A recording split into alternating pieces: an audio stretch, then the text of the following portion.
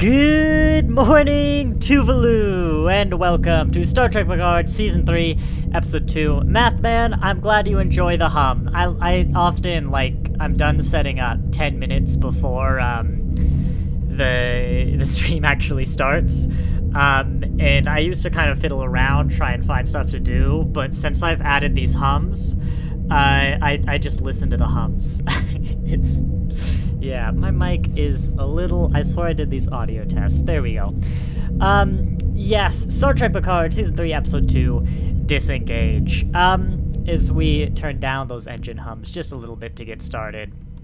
If you've been around with me for a while, and I think there's a fair amount who won't with Picard Season 3, so I am going to explain this.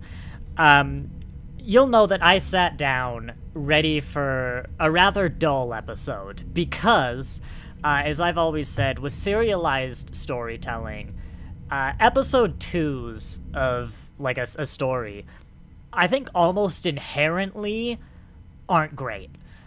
Just narratively, the narrative structure, because episode 1, you've gotta, because of several reasons, but usually you gotta have something big. You gotta keep the audience hooked, you gotta get them hooked, and, then come back for the rest of the show so you can make money, so, you can have an audience, whatever. That's usually what you do. Alternatively, you show how peaceful and lovely the village is before you burn it down. Those are kind of your options for episode 1, narratively. You don't have to, but that's why I say, almost inherently. That's what most shows do. But then, you can't keep a show. You can't make a show that's just one of those two things. If you burn down the village in episode 1, episode 2, you gotta kind of set up what's happening and get the hero properly kicked off on their journey. That's not what Picard did, so we'll not focus on it.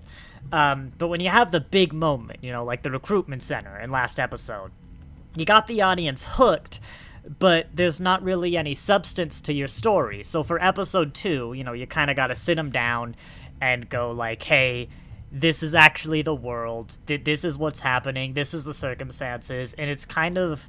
I don't want to say exposition, but, episode 2 sets the stage for the rest of the season. The rest of the story, I want to give Picard credit, because that's not what this episode was. This wasn't an episode 2. It happens every now and then, but I was quite pleasantly surprised by that.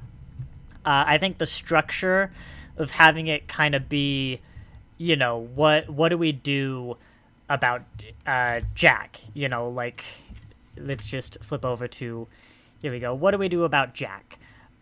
He's on the Titan, they're in an impossible situation, they're gonna lose if they try and fight. And it's a question of, we shouldn't give him up. Everyone knows that you shouldn't give Jack to the evil ship, whatever. Hang on, I've realized I slowly and stealthily turned off the engine hums for you, but not for me. There we go. You shouldn't. It's just, you shouldn't give Jack over. Whatever you believe, that's the moral wrong.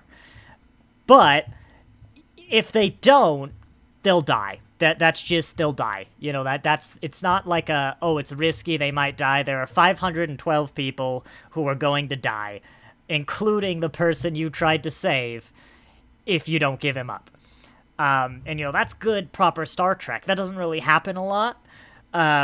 Because usually the ship, or whatever, the station for Deep Space Nine, is on par with kind of the rest of the galaxy, and the best of the best. The NX, Kirk ship, the D, the E, were all, the strongest ship the Federation could produce. The Defiant was so overpowered that it might explode if you farted on the captain's chair.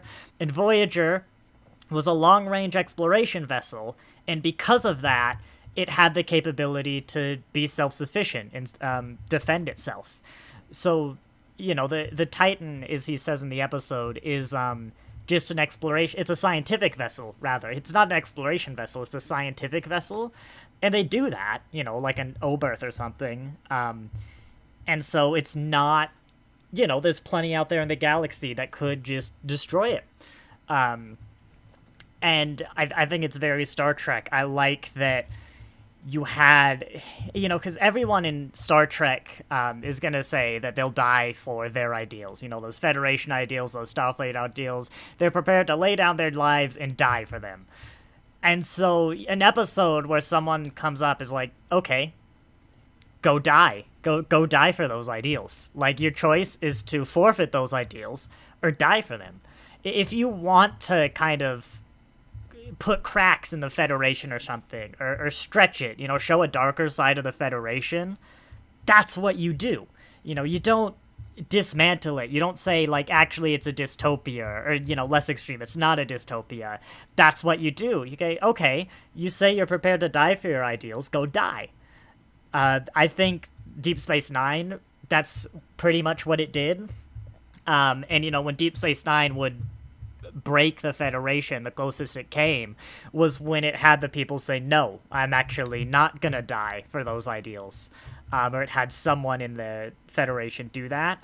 And so those were the best bits of the episode, by far. That was engaging, that was good. I'm opening with this because that's a very good, clever thing to avoid Episode 2 syndrome, I guess. And that was that was a great decision. I'm opening with that because every other part of this episode was basically a bullet point example of how the Star Treks that don't work, why they don't work for me. It had everything. It pretty much did. There was a point where I was like, I said on stream I would finish this season, didn't I? It was like, I should leave now. I'll tell you what it was. We'll skip ahead a little bit, because I'm going to go much more into detail to a lot of this stuff. It was when Jack was like, who do you think was with me for, like, all of these? Beverly was right by my side for all of this. I went, I should go. I'm going to be happier if I just leave here. But yeah, it had a lot of that. I find the character of I don't know his name. This guy, Captain Titan. Why is my mic? I'm sorry, it's peaking quite a bit. There we go. That's better. This captain is a very interesting character because he's very clearly he's the bad guy. You're not supposed to like him. He's supposed to, kind of like Jellicoe, I guess, be not very good at his job. Actually, in a lot of ways, I think he's supposed to be like Jellicoe, because the ways he's supposed to be bad at his job are the same ways, for the most part, that Jellicoe was bad at his job in Chain of Command. I found myself every time he was making something, like actually in this scene, where the show is very clearly painting him as, like, some sort of monster, only a monster would make this decision. I agreed with all of them. The exception being the very nebulous, the big moral question, do we hand over Jack? Because if you know the answer to that question, if you're sure the answer to that question, then you probably don't think about morality enough. You probably don't put enough thought into ethical dilemmas. And because that's good. That's what a good ethical dilemma should be. It should be a dilemma. It shouldn't just be, well, duh, you don't give him over. It should be like, yeah, I'll get more into the circumstances, but like, yeah, 512 people, and this guy wants to give him over. Like, he wants to give himself up. Like, why don't we? It's the easy wrong path that might not even be wrong. That's the best moral dilemmas. Mathman, yeah, I agree about similar to Jellicoe, but I think they're good at their jobs. They're just tight assholes and have a different way of getting things done, actually liking the captain. Yes, I will say right now, Jellicoe failed. He was a bad captain in that situation. When he took over the Enterprise, he failed. But on his own, I'm sure like any other time, he's good. He made Admiral, didn't he? By like Prodigy. We just saw him fail in one situation. And I was going to elaborate, this guy, every decision the show made me wanted me to disagree with on him, I was like, no, this man is absolutely right. Every time it wasn't that, though, he's just kind of, in the scene or being his character, I disagreed with him. Like, he was so, like, clearly not fit to be captain. It was a very strange mix. With Jellicoe, I think you can kind of get the idea that where Jellicoe failed is when he went to the Enterprise, he didn't take into account how the crew would be feeling or what that change would be like. And he just went in and started changing things and doing his way, which was so fundamentally different to Picard's, the crew turned against him. That's where Jellicoe failed. But I think you can get a sense. Oh, and he was way out of his depth, of course. But I think you get a sense, on his ship, his crew, the things he normally does. Yeah, like, he's good. I made the analogy last episode to the military, the real militaries. Yeah, there's a lot of, as you said, tight-ass, commanders who are going to be, well, military strict, military discipline and stuff, and that works. But there's also going to be the more looser, kind of like maybe Riker or Picard commanders, where, like, yeah, you still get the job done, but they're not as formal. Any boss position, you'll have stuff like that.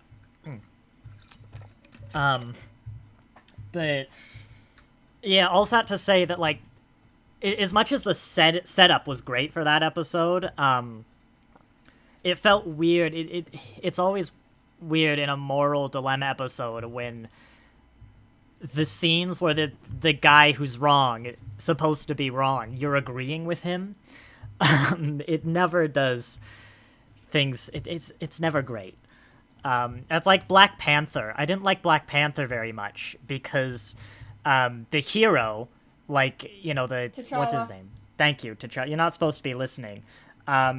He was in the right. I heard the word Black Panther. Yeah, he was in the right, but his society, like the Wakanda, was keeping all the technology to themselves, and like it could have stopped so many bad things from happening. They just chose not to intervene.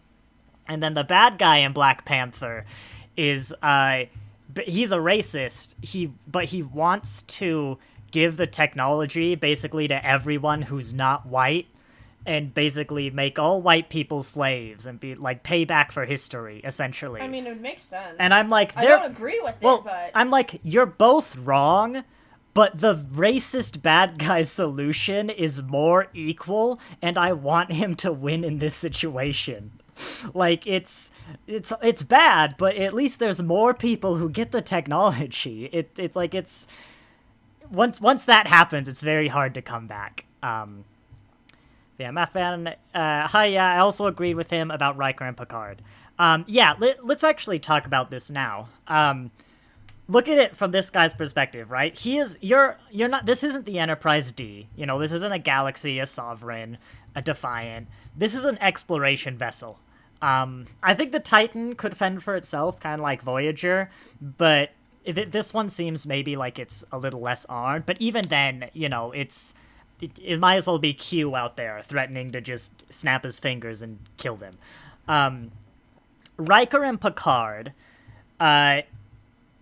either abuse their power to fake an inspection or arrange an inspection with false intentions, abusing their power, to divert the Titan. They didn't steal it, they didn't commandeer it, but they were abusing their power to divert the Titan on an unsanctioned mission that comes from out of Starfleet, all the way across the galaxy, that he explicitly said, no, we're not doing this.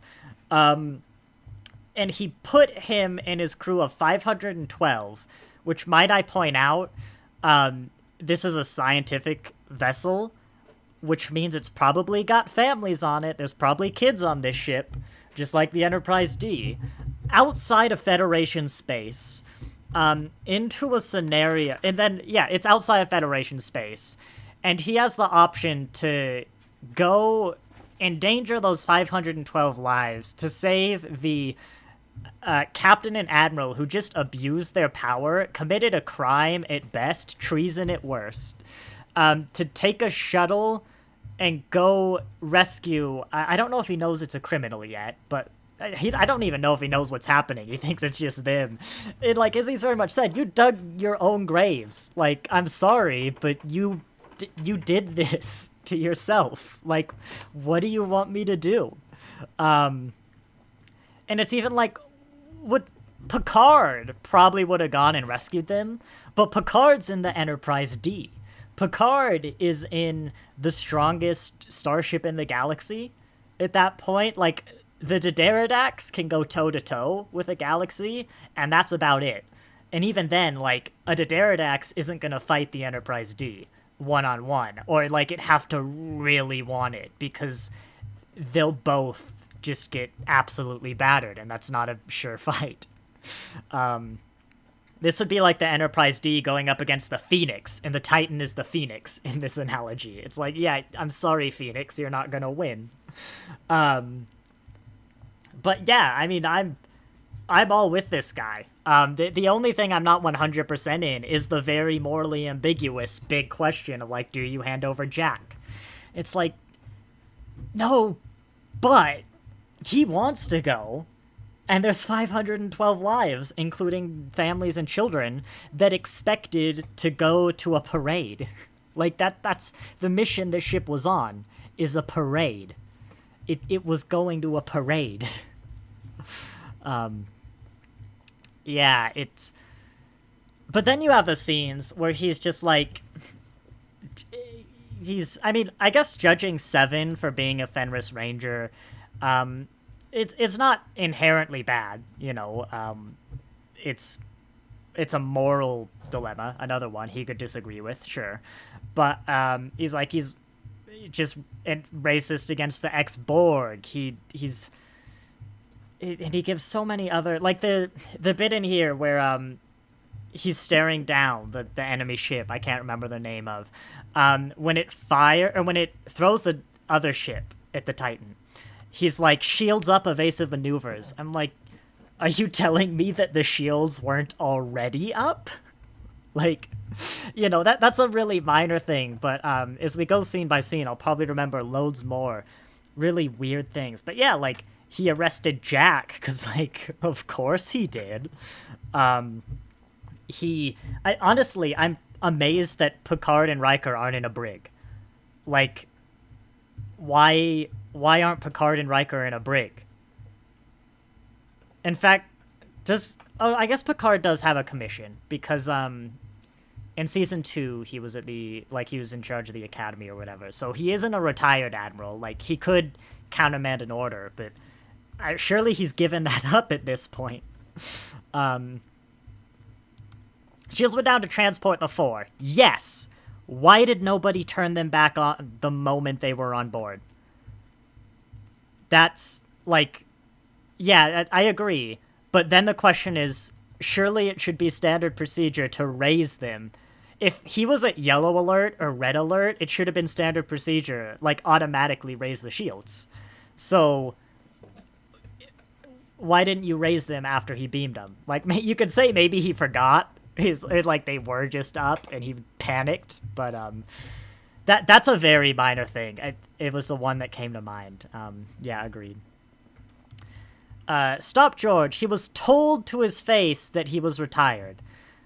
Okay. Yeah, he's retired then, I guess. Yeah, this was a thing, actually, I meant to bring up last episode. When the crew, like the bridge crew, they heard all the exchanges between, like, Picard, the captain, is like, we're not going to that nebula. He heard the captain order them to go to the parade, and then he left, and Seven was like, hey guys, we're going to the nebula. And then this guy has very public arguments, I will say. Like, he has very public arguments always on the bridge.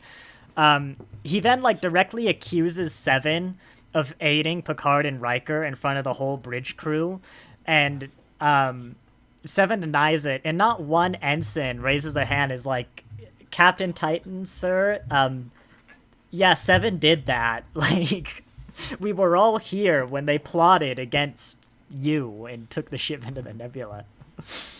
That was part of the whole plot in episode 1. He was retired. Yeah. So he doesn't even have any real authority. In any authority he did have, he surrendered. Like, he's not surrendered. He lost it when he, at worst, committed treason. But yeah, it's a weird, and it's weird that I only agree with this guy when I'm not supposed to. Because all the other little scenes, like, yeah, he's awful. The Vedic, which, thank you for making it eerily similar to the word Vedic, so I'll remember it. Said, like, hinted at some sort of psychological profile thing. Like, there's something more beyond he's just an asshole. But, he's also, like, doesn't really seem fit for duty. Like, he can do his job, but he's not the sort of person who'd be behind the job. In modern times, this would be a guy who was great at his job, and then, like, 20 years into his career, you find out he's a sex offender, and he gets canceled. Like, that's the kind of person he is. It's just not a sex offender, but, you know, he does a lot of very morally bad stuff for the position he is in, and has a lot of icky beliefs and viewpoints. Again, from Stop George, and now, no problem, here's the keys to the ship. Yeah, I'll get to the resolution, I think, later, because I think we can all agree it's morally wrong to hand over Jack. It's just it's so difficult to not, which is why that is great. That's a great setup. That whole little bit of the episode was great. Yeah, Stop George again. The writers can't remember what they wrote in episode 1. I think there's I think it's not quite that. It's I'm wondering if I want to talk about this now. I'll start getting into it, where I think there's almost a belief coming from the real world that these people, you know, the TNG crew, that any legacy actor, you know, major actor, is a legend. How many times in this episode have Riker and Picard been called a legend? And because they're legends, because they're the main cast of TNG, they can kind of just do whatever they want. Because we as an audience love them, or like they're the heroes, and so now in the universe, that's what they are. And it's not completely unjustified. Like, yes, Picard, that crew has literally saved Earth, and saved the Federation multiple times. That crew deserves fame and recognition, but it's not like they can literally do anything with that. And there's deeper things. This episode is this season very much is clearly setting up a theme of family. And I think that's something I want to address later on towards the end of this stream, because there's a lot I want to support in my little conclusion. But I think that's also playing a part in this. It's like they'll do anything for their family. Not the literal one, but the TNG family. And so they kind of just can. I don't know. It's hard to define. Mathman, I think this is yet another callback to Wrath of Khan. Needs of the many outweigh the needs of the few. No. It is family. It's kind of one of the underlying things of this season. If you will bear with me, there is a lot I want to go through chronologically and just talk about family, because it is another moral direction they're going I'm not the happiest with, that I think is damaging Starfleet, or the Federation, but we'll get to that. The legend justification, that to me is sloppy writing. I think as well, it's a big problem that, like, what are the rights of a retired admiral? What can they do? Like, I think that's just not defined, and so the writers aren't really knowing what to do with it. Like, Kirk would do a bunch of stuff when he was retired. They'd get that crew in Generations. They saw the Enterprise be off. Like, sure, they could do duty tours. Picard is active. We saw in the start of this episode. He's still, this season, he's still active in the Federation. He's just not... He's not on a vessel, but, like, does he have a job in the Federation? I don't know. There's a lot of TOS indirect references. Yeah,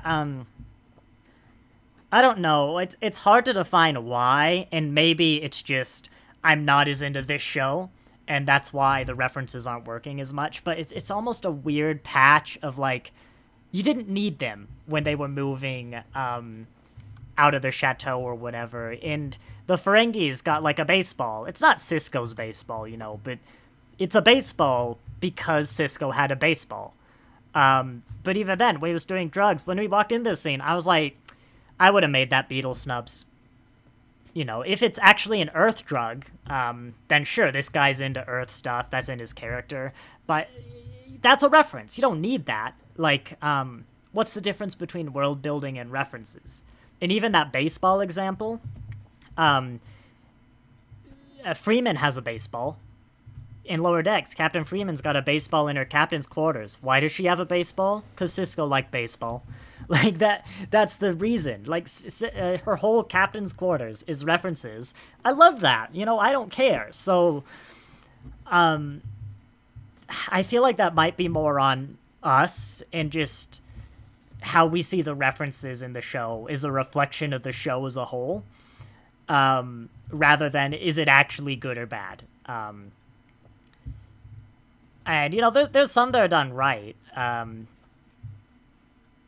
But it's, I don't know, it's not what I would have done, so I don't like it, maybe. I don't know, it's a weird thing. What's the right amount of references versus world building? I'll say, though, this Ferengi snub, was it? I'm glad he has not gone through a fire. It's a very good modern take on the Ferengi, especially where... You know, he's been through some stuff. He's got, like, scars, whatever. His ears are a little disformed. This is a very good... This is what I'd want a modern Ferengi to look like, is this guy. Not the guy in Discovery who'd gone through a fire. Stop, George. They shouldn't have said he has no power in Episode 1. The writers are the ones who wrote that. He had no power, and that's why Captain Shaw said no. No, Captain Shaw said no because he had orders from the highest of Starfleet. And so he had orders from people who outranked Picard. And I refuse to use the phrase, like, the highest pay grade or whatever he said. But he said no because he had orders from someone above Picard. It's the same way when Picard said, like, disengage the transporters, because I guess when they re-engaged them, Jack and Seven stood there for like 10 seconds doing nothing until they were locked again. The Admiral Picard outranks Captain Titan, and so they just listened to Admiral Picard. I also suspect that bridge crew is a little tired of Captain Titan, but that's another matter. Let's see. Let's start going through my puberty. No, let's go through some little intro things. Did anyone else find it weird? They had a previously on, and then the previously on screen came. Like, I don't know. You know me and previously ons. Yeah. Let's talk about it now. Bearing in mind that Alex is again in the room, and we're going to dance around some proper nouns. This I is... exist in this area. What? What? This is a very interesting case they show. Because what Jack does in this scene is give advanced Federation weapons to two sides, both sides of a warring planet. This isn't just morally dubious, to be kind. This is the plot of Too Short a Season, a Next Generation episode that Dr. Crusher was very much involved in. where, yeah, there was the admiral. He was very old. He took drugs to like de-age himself. But I remember this episode. yeah, you've seen it. It's like season 1. He, a long time ago, he was famous for brokering peace on this planet, a hostage situation, and the guy who had the hostage wanted weapons, and he was like, all right. He wanted weapons to destroy the other warlord. He did it, and he then gave Federation weapons to the other side, and it plunged the planet into like 40 years of some hellish war, and untold millions died. It is a textbook example of why the Prime Directive exists. Literally, it is used by the show to justify the Prime Directive very early on. And it's something that Beverly was very actively against. Everyone was like, this is just wrong, and like so obviously wrong. We don't even have to discuss why it was wrong. And I don't think we know exactly how involved she is in what Jack is doing, but this is another example where this is why I was like, I should go, because I'm very much worried they are going in that, yeah, she'll do anything to heal the sick, whatever. Which is just a sentence is how I would describe her character in The Next Generation. Like, yeah, she'd do anything. But I don't want to say she was too emotional, because that's unfair to being emotional. But in the moral debates, Dr. Crusher was always so annoyingly, I don't know if it's one-minded or focused on, like, healing people is good. In a basic sense, this action would help them, and not thinking about any of the consequences beyond this action. Therefore, we need to do this action. It's the moral right. Even if there's, like, very clear reasons that's not going to work in practice or would cause a lot of harm, she's not going to care. It's the moral right. And this is almost a misunderstanding of that, to where, like, this feels like, I'll blow up a moon if it saves a plague or something. Like, that's the kind of, that's not something Beverly would do. That's not even something I'll say the show's gonna make her do, but it feels like that kind of logic. Like, I don't care, what the heck I have to do to cure these patients, but I'll do it. That's certainly what the Sun seems to think. But there were a lot of times, just in these 2 episodes alone, where the line is, I think it's even the trailer, is anyone you knew still the person they were? And kind of the justification that's given in this show is people change. And it's like, good enough, we've done our work. That's, first, let's assume that's true. People change. Narratively, that's weak. Like, narratively, if you have a character who's going to go through some fundamental change, some big change in their beliefs, or just become different, it needs justified, and it needs justified through an arc, or serious trauma, to, like, shock do it, or basically an arc. Even narratively, you still need to turn that trauma into an arc. When that's not done, it falls flat. Like, you actually used an example, someone in chat, when Captain Titan was like, no problem, here's the keys to the ship. You don't like that because there wasn't an arc. Because he was very much like, I know it's wrong, but what the hell am I gonna do? I have 512 lives and this guy wants to give himself up. That was his position for the whole episode, until right at the end where he went, alright, we're gonna save this man. That's why it didn't work for you. If the episode had built up, or maybe even just shown him questioning it a lot more and less sure, it would have worked more. Or if we really saw him struggling with the fact that he was going to give Jack up. That's a very small arc, contained to like 30 minutes of an episode, but that could justify it. I'm getting backed up on chat logs a little bit. But I will get to the chats. if we take the other thing, though, the people change, right? I disagree. That's not. I don't think that's how the world works. Some people change, but most people don't, and usually not much. After like about the age you'd graduate college, I don't know the general age of this audience. I think on my demographics, it's in like the 30s, 40s, 50s. How many people do you know have really changed? Like any really noteworthy amount? Because I want to.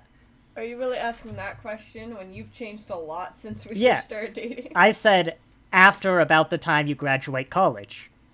Oh, college. Your brain stops Yes. developing at age 27. Well, yeah, it's like around that late, 20s period, like when you're very firmly an adult. And if they did, why? Like, did they have a kid? Were they in a war? Did someone they loved die? Like, the big things. But Did they murder somebody? Riker is probably, I haven't checked, but Riker is probably the youngest adult in the next generation. He, in Farpoint, is 29 years old. At the end of Nemesis, Riker is 44 years old. Riker is almost 50. Picard, Crusher, Worf, Geordi. At the next generation, they've probably somewhere at various points are in their 20s, 30s, 40s, even 50s. And I think all of them very clearly have very consistent characterizations that don't really change. Their motivations might change. Riker is dead set on being a captain, and he kind of slows down on that. He gets comfortable in the Enterprise D. They become closer to each other. It's not like nothing happens over the course of, 14 years or whatever, 15 years. But they all have very consistent core and unchanging moral beliefs, what they believe in, core beliefs, guidelines. They might encounter some dilemma that they change their mind on. Look at Hugh. They're like, I think this is how we solve the problem. And then over the course, an arc of interacting with Hugh in Iborg, they're like, actually, our first plan was wrong. I've changed my mind. But they didn't change their mind because their fundamental beliefs changed. They changed their mind because they realized the situation wasn't what they thought it was, and their fundamental beliefs tell them to do something else. Constant beliefs. And when you have so many of these characters where Beverly, which we don't know a lot what she's doing now, but is definitely doing things her younger self would be beyond horrified to know, even if it's real minor. Like, that's just the kind of person she was. If Dr. Crusher gave a knife to a king so he could, like, I don't know, kill a bunny in order to save a planet from a plague, Dr. Crusher would have been like, no, that's morally wrong. Like, she wouldn't have sacrificed a bunny for 1 billion lives. And then you have Worf, who is fundamentally and constantly, again, the guy we see so much, the most honorable person in the Federation, in the series, whether you like honor or not, and is constantly showing a disdain for anything espionage, anything sneaky, anything behind curtains. He's a very direct frontal approach, head on with honor. He doesn't like subterfuge. It is the core belief and like among the core foundations of not just his blood feud with the Romulans, but his species' blood feud with the Romulans, that he'll work with them, but never really changes the fact that their sneakiness is cowardly and wrong. That man who, went through so much, who was at the heart of everything that happened to his society because of backdoor dealings and corruption and cloak and dagger work, who was there at Deep Space Nine, was there when they discovered Section 31. He was there, with Cisco and Homefront, and when the Federation was straying, and every time it went into dubious spy-like work. And and seeing it was wrong, seeing how it failed, seeing how it hurt the people he loved and the world he loves, that man went, Starfleet intelligence. It's for me. It's for me, everyone. I'm gonna go do it. At worst, Section 31, if you're to believe that Ferengi, and that's who Raffi's working for. I choose not to, because I refuse to accept Section 31 would brand their transmissions with Starfleet intelligence at the top, until absolutely proven otherwise. I was also, it's just disappointing. I was so looking forward to Pacifist Worf. He beheads at least one person in this episode. So, if you want to talk, if somehow he's going to become a pacifist, he went from, Section 31 to pacifism, there's no arc you can fit in 7 episodes that's going to justify that. And I'm going to put out, I said this about Q. I said this about Q last season, that there's no way in hell you can justify it, and then they earned it in their last scene. I could be proven wrong, but it was so much all the big moments were kind of oh, that was Worf. It's oh, so you are saying Crusher does these things. And I maybe naively, you can say, had hope about bringing these characters back and doing them justice, but if it's people changed. People change. Yeah, that's just good enough for me. It's well, no. And they really don't change in their 30s, 40s, and 50s unless something happens, seriously big. We didn't see most of this cast through the Dominion War, I guess, but they'll have to actually show that and really prove, this thing. That, yeah, I don't know. Let's get caught up on some chat logs. Stop George. If the baddies couldn't transport Crusher in Episode 2, why didn't they do it in Episode 1? They weren't there, right? Because the ship was hiding in the nebula, and so it was only this episode where Jack says he was fine until Picard brought the baddies to them in this episode. That's why they didn't do it.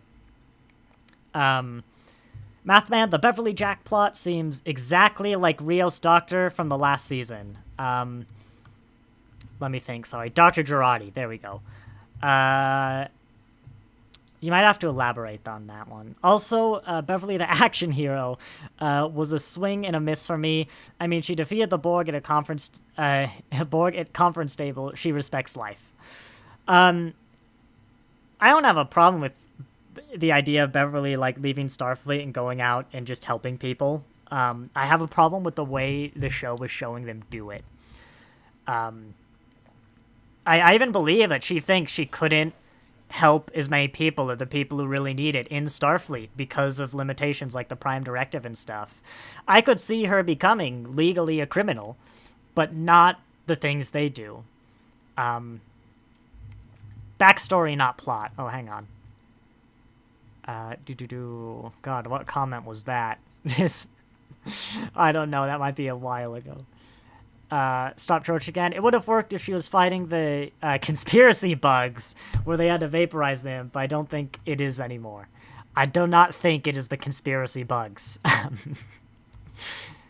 Oh yeah, the other thing, Stop George. Why does he have an English accent? I know exactly why.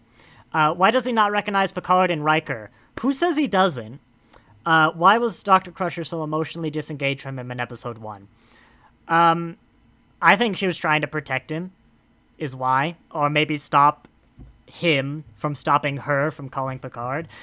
But you want to know why he has an English accent? Another thing I felt weird about this episode. Riker insists that, the relationship is dead obvious. It's how can you not see what I see? It's don't you see any shred of, you and this guy? I'm no. I don't. What part of you is seeing Picard in this face on the screen right here? Is that just me? Do other people see, at the end, after all this, he was prepared to sacrifice himself to save his mother. Okay, I guess Picard would do that, so would a lot of people. But, no. And this is why he, I guess, inherited that voice. Because, look at this guy. If anything, this is Kirk. This is who J.J. Abrams would cast as Kirk in a reboot. Look at this guy. This is like reboot Kirk, you know? No? I hate his face. Well, I mean, it is a reboot. But if anything, if you told me this was... strong enough jaw to be Kirk. If this guy played Kirk in his Academy days, I'd be like, yeah, all right. You know, that's... It's good. Actually, I could probably show you who plays reboot Kirk, but, yeah, let me skip down a bit. Yeah, Riker's statements about him, you saw no resemblance, completely agree. Okay, it's not just me. I don't know if we were supposed to see some moral connection and, like, firm... Because Picard is firm moral beliefs. Like, he is stubborn. You know, he's a stubborn pig is the unpolite way to put it, but he's also right, like, the vast majority of the time. You know, I really like that about Picard. I even model a lot of my things on that firm, like, he has firm moral beliefs. And, is the most worrying thing is that the show would be saying, yeah, Picard would be doing this stuff that this guy's doing. And he even has a line in this scene, like, medicine isn't free. Yes, it is. I'm sorry. It can be if you want. Even today, there are plenty of corners in the world, especially the developed, prosperous parts of the world, where it is free. America's the weird exception. And I will acknowledge, you can't go to the Federation pharmacy and be like, give me 10 million doses of this vaccine. They'll be like, no. Look, I know we have free healthcare, but you do not need 10 million doses. And then why do you need them? Oh, to go give them to this planet? Yeah, that's against the Prime Directive. Like, yes. I acknowledge he's not walking into the pharmacy and doing that stuff. But he's also stealing medical supplies. We established that. And, like, I don't have an inherent problem with that. Especially if he's stealing them from, like, well-stocked Federation hospitals that don't really need it or, like, can replace it like that. No one's gonna suffer if he steals it. But, we saw him bribing people with weapons in a scenario that we have seen played out before, and it didn't go well. Yeah, there's nothing there to me. But that's why he has an accent, is because there's nothing. Worf betrayed his honor, with decapitating the Ferengi who was no threat. I don't know, really. Does Worf restrain himself from, like, killing people? I won't necessarily say he was not a threat. You know, I'm not gonna go that far. He probably didn't have to. He could have incapacitated him, but, it doesn't gel with the Worf, who told that story about a soccer match, when he was a kid. Again, being intentionally vague. But neither does death to the opposition in the baseball episode. So, yeah, I don't know. I was so looking forward to Pacifist Worf. Like, I love that. I love that idea. That's so good. But at the same time, you know, you could say if TNG was made now, Worf would have done that stuff. If Deep Space Nine, he would have done that stuff. But, you know, the counter is, well, it wasn't made now. You know, you could have that argument forever. Yeah. Agree, Worf definitely most honorable in Starfleet, and really strong morality. No, you have given me his life, and I have spared it, with Duros's teenager. Yeah, no, he definitely. And I think honor as a concept is problematic, especially in, like, the warrior sense. You know, it's one of those things where there's nothing inherently wrong with it, but the ways it's usually used in, it's problematic. You know, it's always that kind of warrior thing. But, like, Picard has honor, you know, in his moral beliefs and convictions. It's just not usually seen in that way. I'm hoping it's all a holo sequence, myself by Moriarty. I forgot he was in this season. How the hell is he gonna show up? Like, I forgot he's in that. The baddies were the same bird people who were with Vatic. True. Maybe that was like a scout party, though. Like, the main ship was sending out... I assume this is Stop George, in reference to why they didn't just beam out them. One, maybe the shields were working enough that, they couldn't beam them out. Maybe that was a scout party, so, like, they killed a shuttle crew. But, the shuttle crew couldn't just beam them out. I don't know. Like, they only really needed the transport inhibitors... now with such little power and when the ship showed up again. Real / the Doctor elaboration. Here we go. Guinan says at the end, "Oh, I'm sorry. I thought you meant Dr. Girardi. You mean the Spanish lady. Yeah. Olé.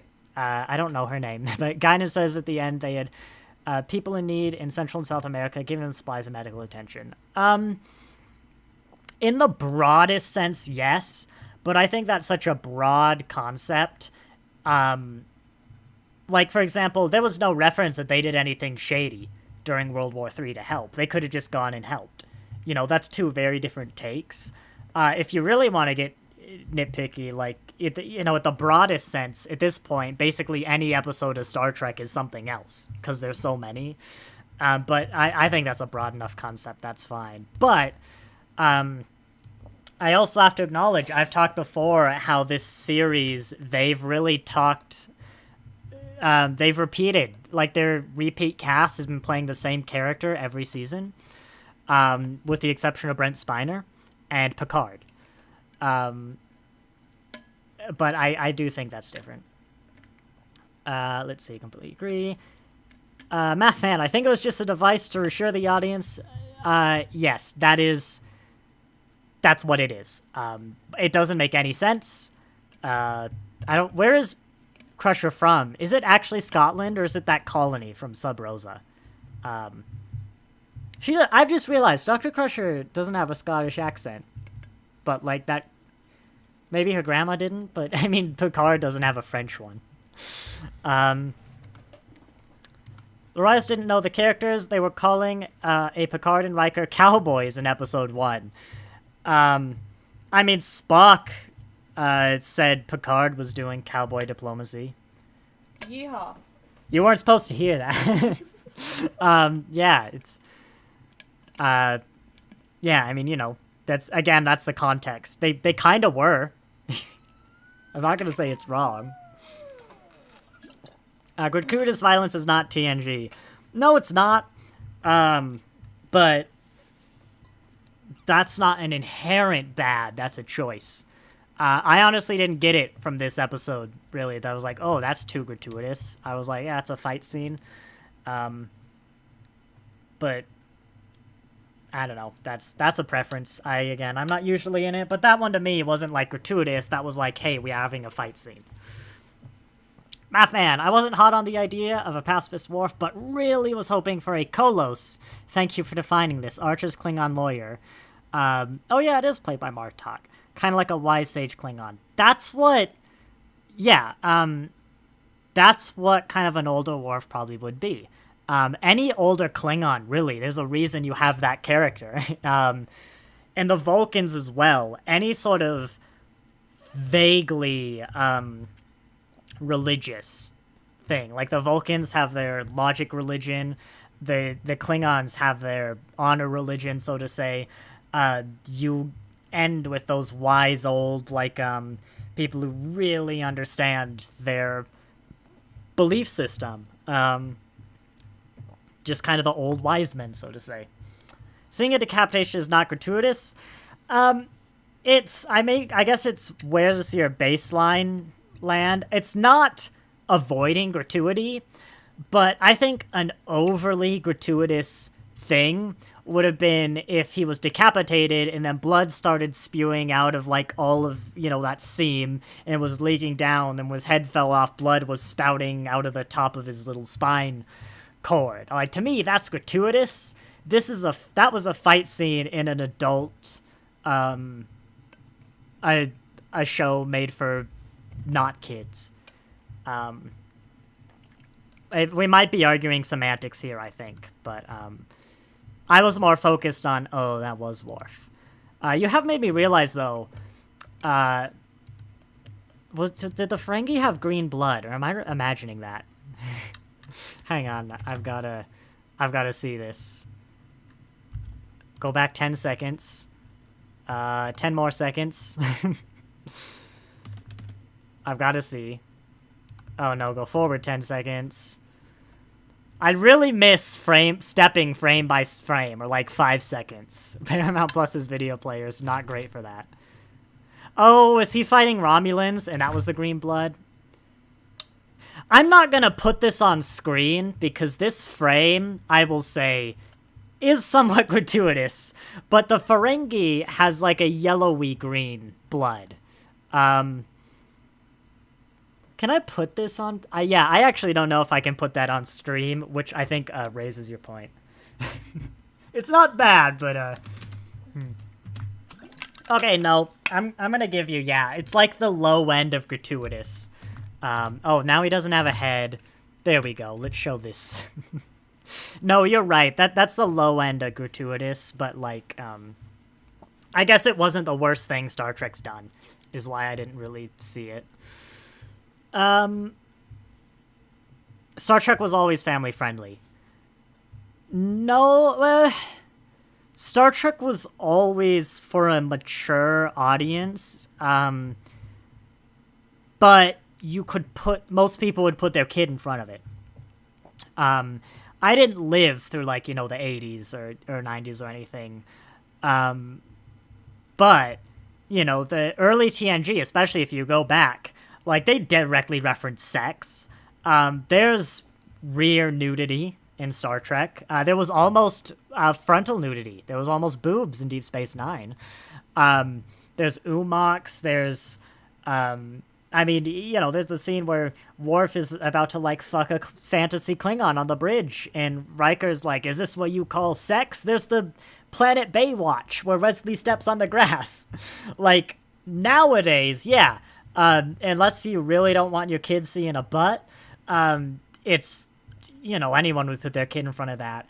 But, I think there'd be definitely, like, back in the day, from how I understand, you know, the ratings and the sensitivities have gone up, you might not have put a little kid in front of TNG, and that wouldn't have been the weirdest thing.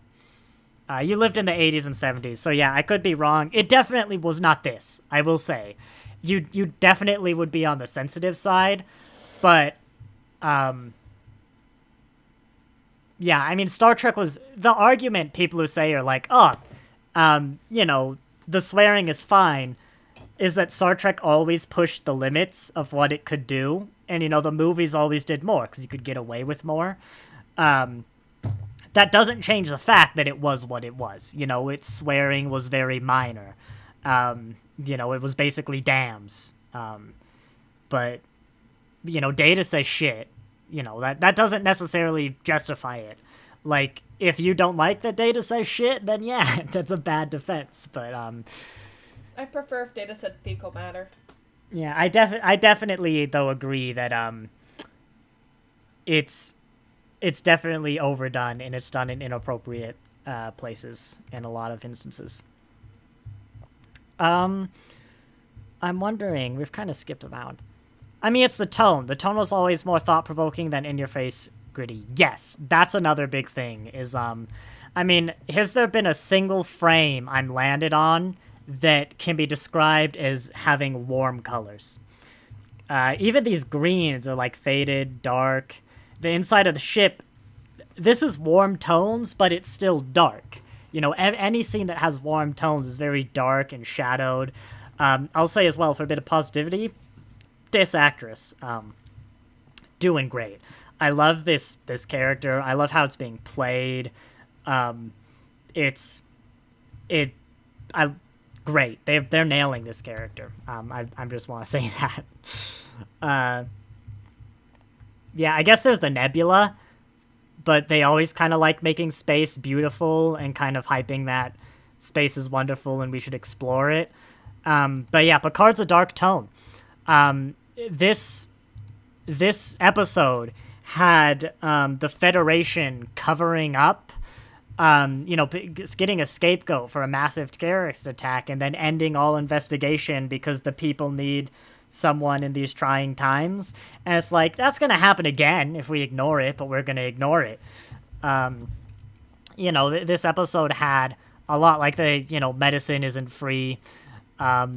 This episode, I'm glad I'm probably forgetting a lot of it, but there was so much that it was like, yeah, this isn't the Federation of old. This, not even of old. This isn't the Federation. This isn't the Star Trek Federation. Picard loves its imperfect galaxy, and it loves applying that to the Federation.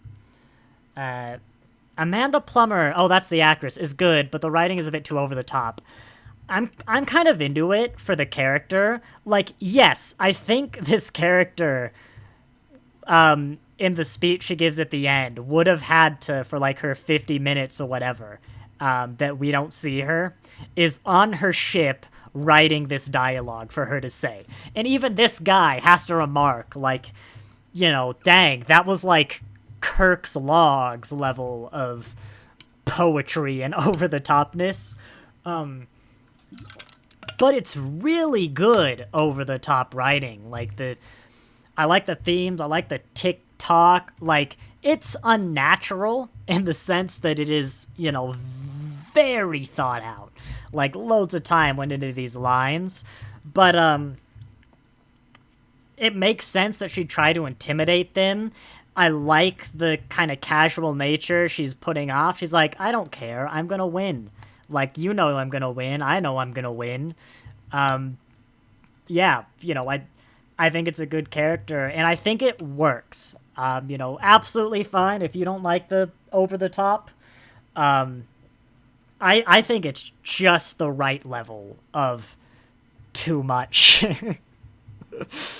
Yeah, it's just the right level of too much. That is exactly what you can put on the back of the box, back of the Blu-ray. But not, yeah, I get not for everyone. Compare the Vadic character to Khan. Khan was introduced a lot more subtle way. Do you mean like Wrath of Khan or Space Seed Khan? Because it's a different type of villain. Khan was the very calm, methodical, not mustache twirly one. She is a, but I don't know. I feel like Khan wasn't very. I get what you're saying. Like, he was never over the top. He didn't give speeches like this, but he talked how you might expect a genetically engineered, intelligent, educated person like that to talk. She talks like how I might expect a confident villain who portrays a non-caring attitude because they know they're going to win, how they would act in a play. And for me, it works, but it's preference. Yeah, both. Wrath of Khan was insane. Khan SETI Alpha 5 is going to be interesting, but Wrath of Khan, the thing is, Wrath of Khan just quoted Shakespeare. This is original, and I kind of like this more. But that's preference. We're at preference at this point. I just think it's good. I think I want to pivot now to this interesting underlying theme about family, which is a sensible theme for, the reunion of what is known as the TNG family. Even untouched threads. You have Geordi's daughter. I'm going to step back. Stop, George. Again, Star Trek doesn't have villains. They're usually antagonists. Yes, it's actually my niece. My cousin. John Milton. Paradise Lost. Is that the... Wait, Paradise Lost. Is that the Admiral who was in charge of Red Squad? But I want to go back to this villain thing, because my little cousin, like, God knows, like, before school, maybe 5 at the max when she was saying this, my uncle liked Star Trek. He really liked Star Trek. So we'd have it on, like, she would watch it a lot. And when my cousin, we'll call Alex. I need a name for my baby cousin. Jeremy. Yeah, when Jeremy would watch shows with my uncle, that she'd always kind of be like, "Is that the bad guy?" And then he'd be like, "Oh yeah, the mustache twirling guy is the bad guy." And then in TNG, when they'd watch, Jeremy would ask my uncle, would be like, "Is that the bad guy?" And he'd kind of lean back and be like, "Well," he's like, "Huh," and he really did get him thinking that, like, there aren't really bad guys in Star Trek. There are. But, like, most episodes don't have a bad guy. They got an antagonist. They might even have a villain. But, it's not like a bad guy, And that's definitely, I think, one of the things that makes Star Trek special. Even on the extreme... I guess Dukat is a bad guy.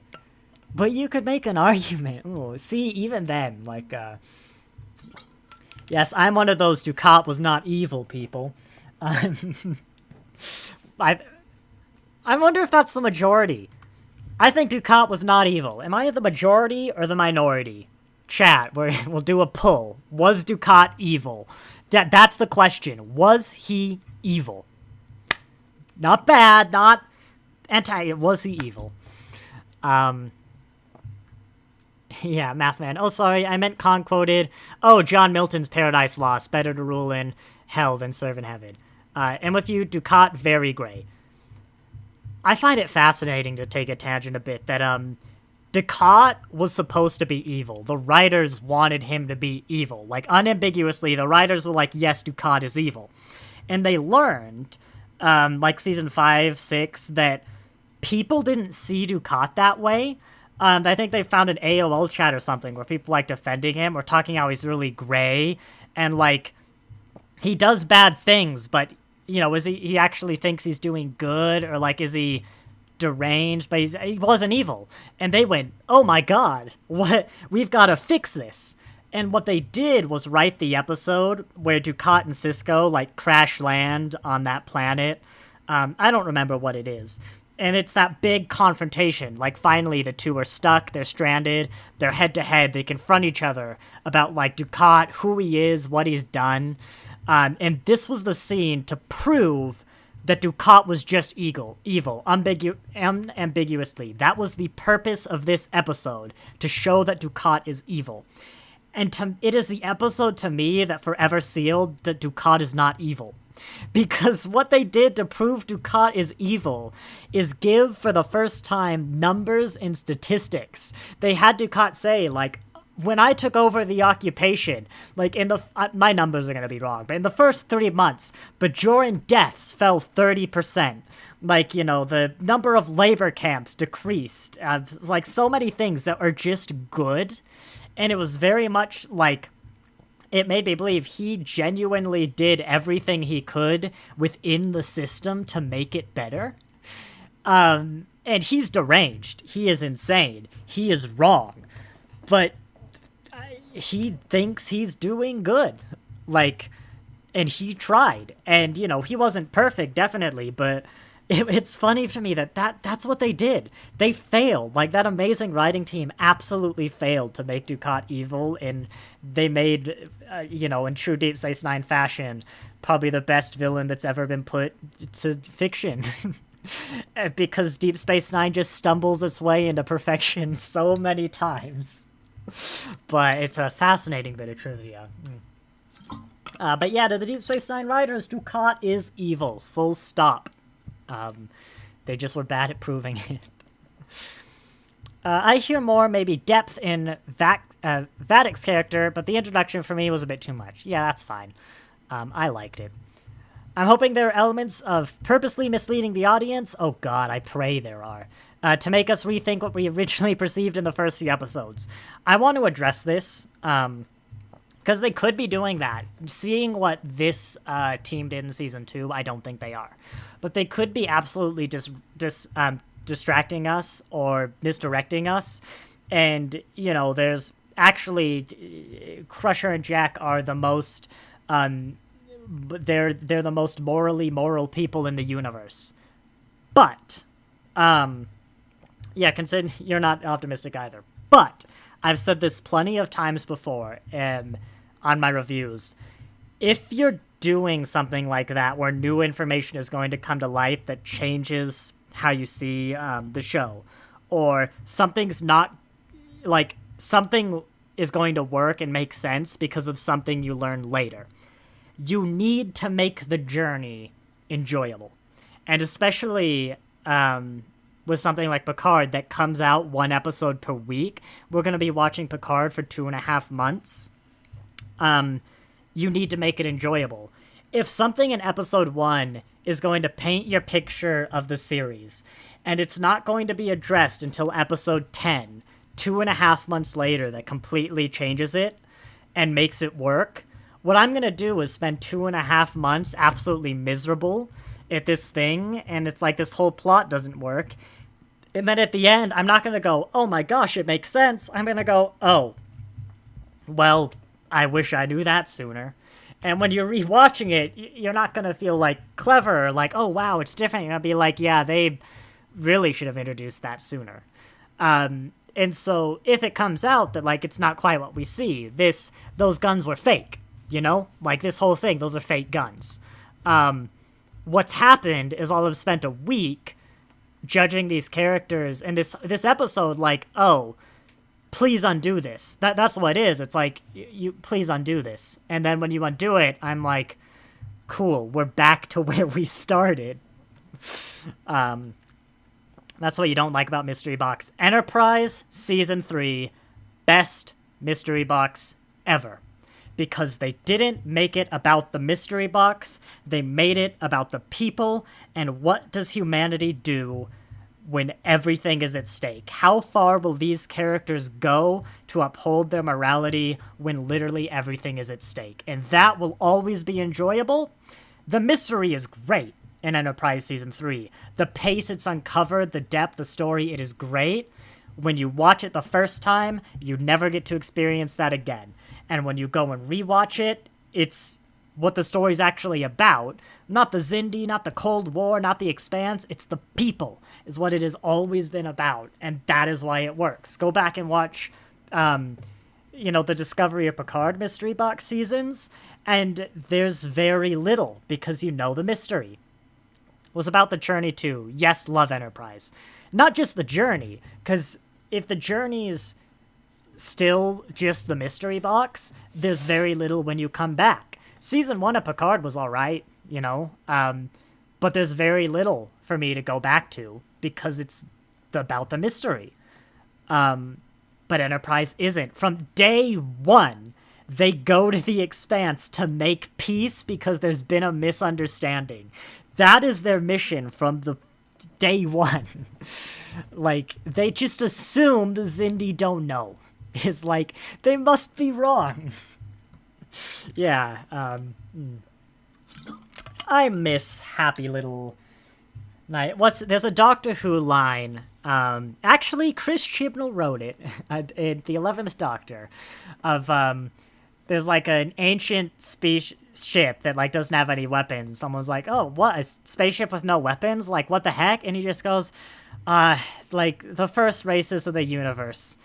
So naive, but such a good time, or something like that. I can't remember the line, but it's like that. Oh, taking the first step into the galaxy, so hopeful. So that was the line. So full of hope. I loved that. That was Enterprise. So full of hope. But I want to go through now. We got a bit distracted, where the family theme of Picard makes sense, good choice, especially all these characters. The threads they haven't addressed, like Miss LaForge, I think that's the one. What do you think Alexander's gonna show up? That's a question.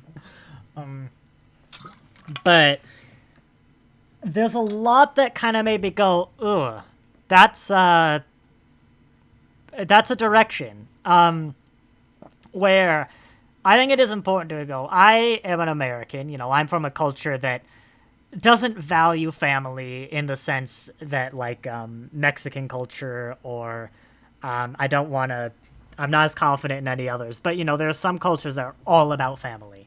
Indian cultures. Like, I wanted to say, but I India. wasn't sure.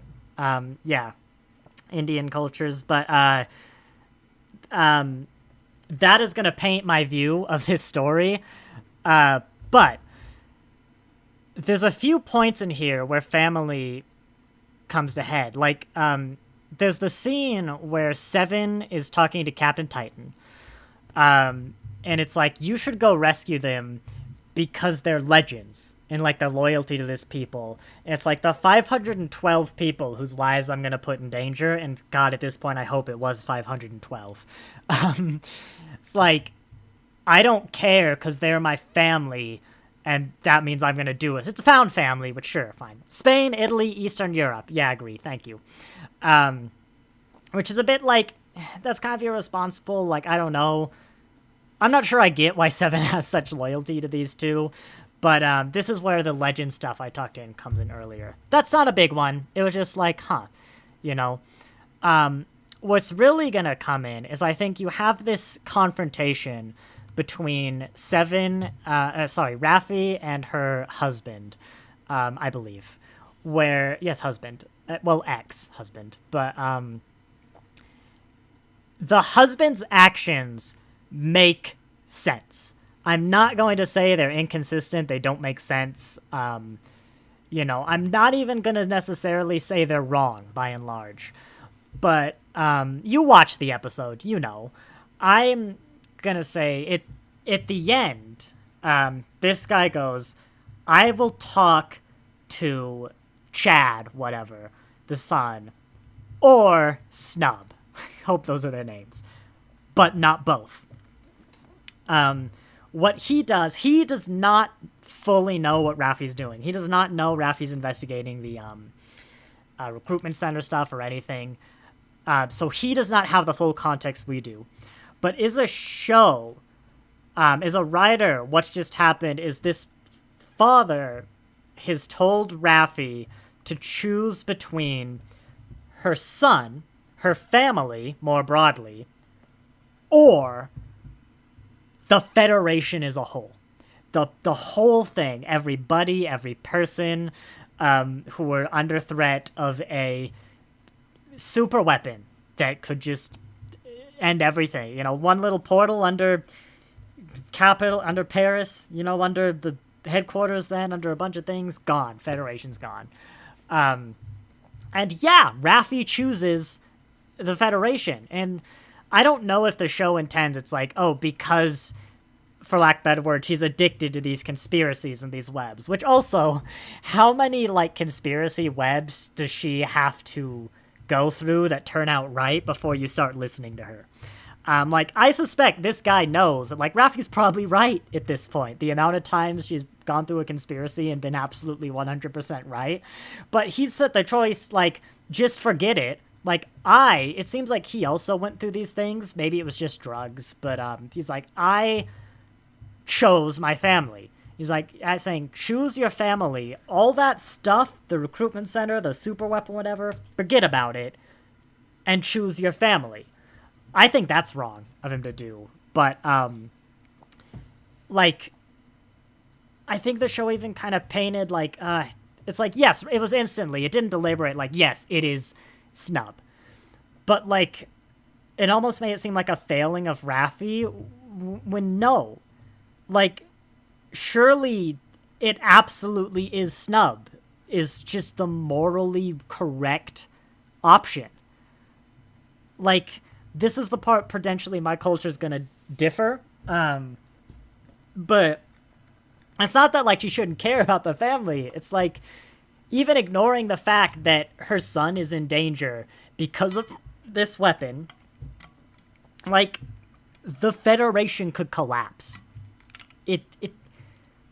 How the hell do you choose your family? And if you do, I'm not even saying that's unreasonable, that's inconsistent, that doesn't make sense, because a lot of people would, but that should be the decision you make knowing it's wrong. That's like not saving Jack. You might do it, but you do it knowing it's the wrong one. And you live with that. It's essentially asking her to live in denial as well, but choose the family over the safety over the collective, essentially, to such an extreme. Let's fast forward a bit. Let's go over to here, where, we all agree saving Jack is the right thing. Whether or not they can do it or not, but we don't agree saving Jack is the right thing. We agree handing him over is the morally wrong thing to do. That they don't end up doing it because it's morally wrong. I think Picard was prepared to accept that, like, this is wrong, but we're gonna have to do it. But the reason they decide, I think even the reason Captain Titan does, is because it's family. Is because they can't hand over the kid. You can't hand over your own kid. And is that what we're saying? Is the Federation, is the society that, like, the Federation that Earth, that this future is, one that will value protecting the family above all else? Because that doesn't, especially in a world that already feels somewhat dystopia, that doesn't feel like what the Federation's about. I feel like, yeah, be with your family, protect them even, for lack of a better word, but make the world a better place. And that comes first. Like,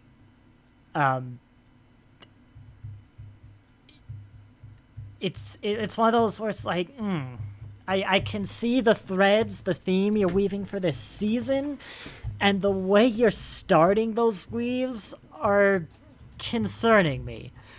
Like, yeah. Stop George says a theme of blunt disobedience in the face of family too. That strikes me as uninteresting and an ethical dilemma and the writers ignore. I'll come back to that. The needs of the family outweigh the needs of the many. It's to the extent of, like, a lot of people would probably try and protect their family rather than stop a nuclear war on Earth, for example. A lot of people would. But I think most of them would also acknowledge that is the morally wrong choice. And that the world is going to suffer, even their family is going to suffer, because you chose to keep them alive. If we go back to your disobedience in the face of family too, you can also take that from this story. I'll agree. I wonder if they'll do something with it. Otherwise, if it becomes more prevalent, it might be a weird mix of theme and message that kind of won't end up working out. But yeah, it's one of those things. It's like, if you kind of keep expanding on this and keep putting it in more and more different situations, I think you're going to start painting a world that is more concerning. And it's especially, there's nothing wrong with family, but it's first off the readiness these people are to risk hundreds, millions, billions, trillions of lives for family. I mean, to be fair, Raffi wasn't prepared. It was just someone put her in that position. So I will say 100% that. But these people, yeah, I will put 512 people, families, children, in a situation that we're going to walk away from dead to protect my family member who wants to sacrifice themselves for those 512 lives.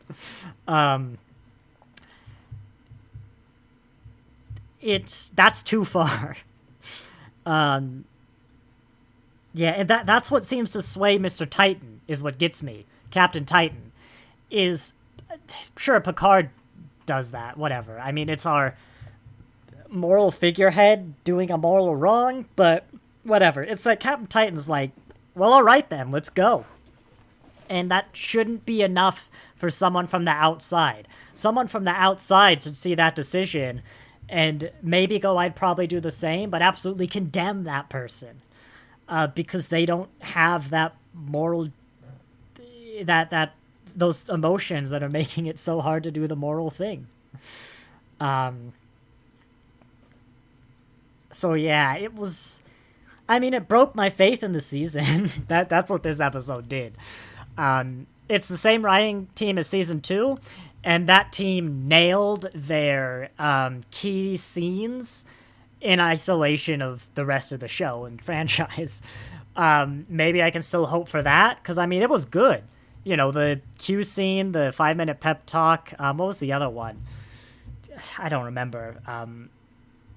God, what was it? No, there were 3 things I liked about season 2. Pep talk, Q, must not have been that good. Oh my god.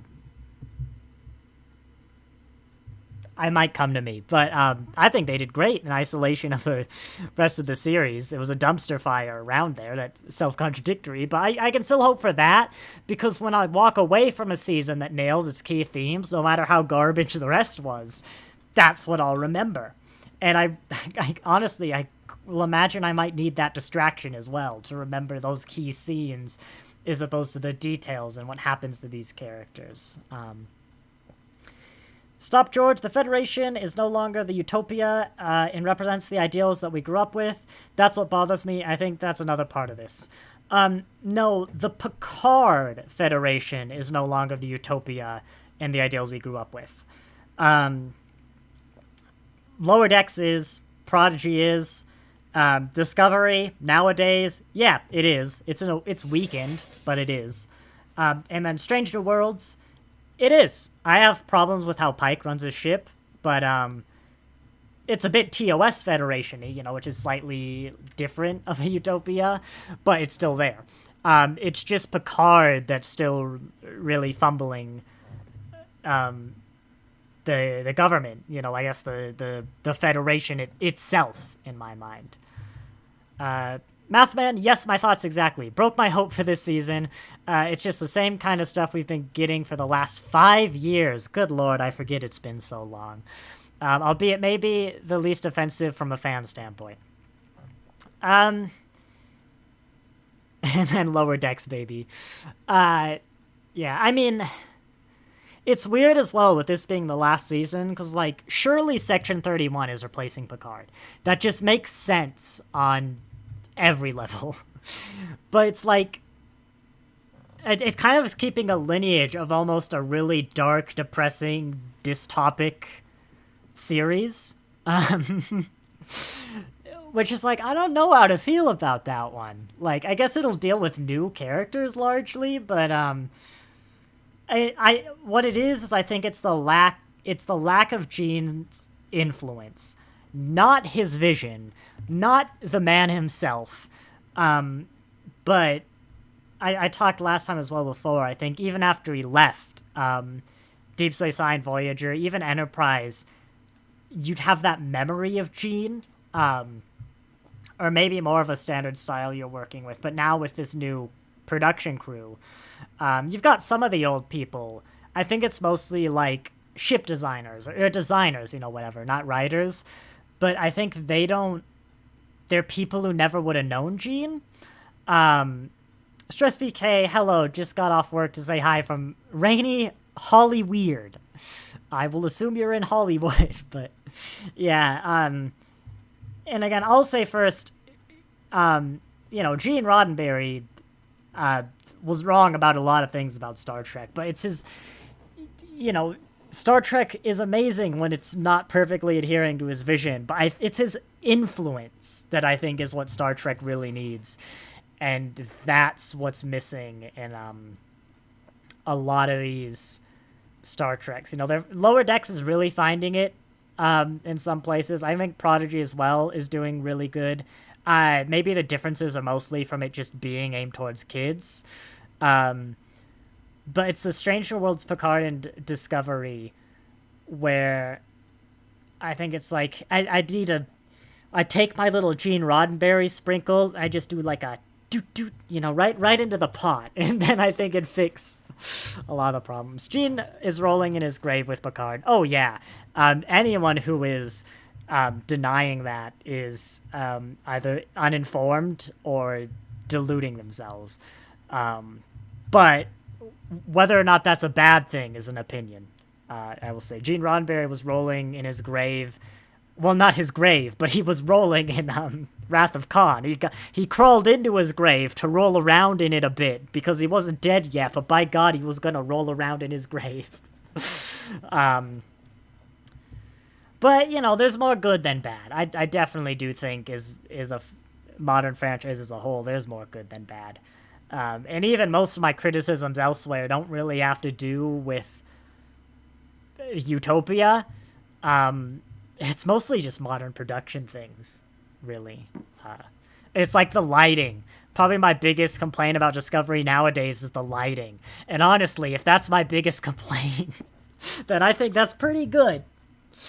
Wholeheartedly agree about Roddenberry. What made Star Trek great was Gene, plus people reining him in a bit. The perfect medium. Yeah, what you need is a writer's room with Gene outside the window, banging on it and being like, no, you can't do that.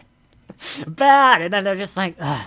Fine, Gene, we'll have the Dominion War, but we won't do this thing, That's what you really need is writers who, like, every now and then just have to go, ugh, fine, Gene. That's what Star Trek needs, is a really annoyed writer. Yeah. This Star Trek for kids and Star Trek for adults shouldn't have happened, in my opinion. I don't think it's that clean cut, because Lower Decks isn't for kids. Discovery and even Strange New Worlds aren't for kids. I just would put... Well, I might not put my kid in front of some Discovery. That's a future question, but... yeah, what's happening nowadays is really just Picard. I might not do. Even then, though, off the top of my head, I might, unless they were, like, particularly kind of fearful or really didn't like gratuity, I might. Am I back? Last time I stopped streaming, apparently I didn't even stop streaming, but OBS just told me that a encoding error occurred. I'm just gonna wait a bit for confirmation. Stop George. It is part of the reason we are seeing this dark gritty check. You back. Thank you, everyone. I don't know why I've been having problems lately, but at least we haven't derailed. It buffered for a second. Oh, yeah, it was a second. And that's just because I think Patrick Stewart wanted to give Picard more of an arc in his older years. Oh, I think Patrick Stewart absolutely wanted Picard to be more like him, which is understandable. No audio loss. How do you know? I literally wasn't streaming for a few seconds there. I had to hit start streaming again. But, yeah, but, historically, before 2009, from what I know, basically everything people didn't like about Picard, especially later Picard, was something Patrick Stewart asked for.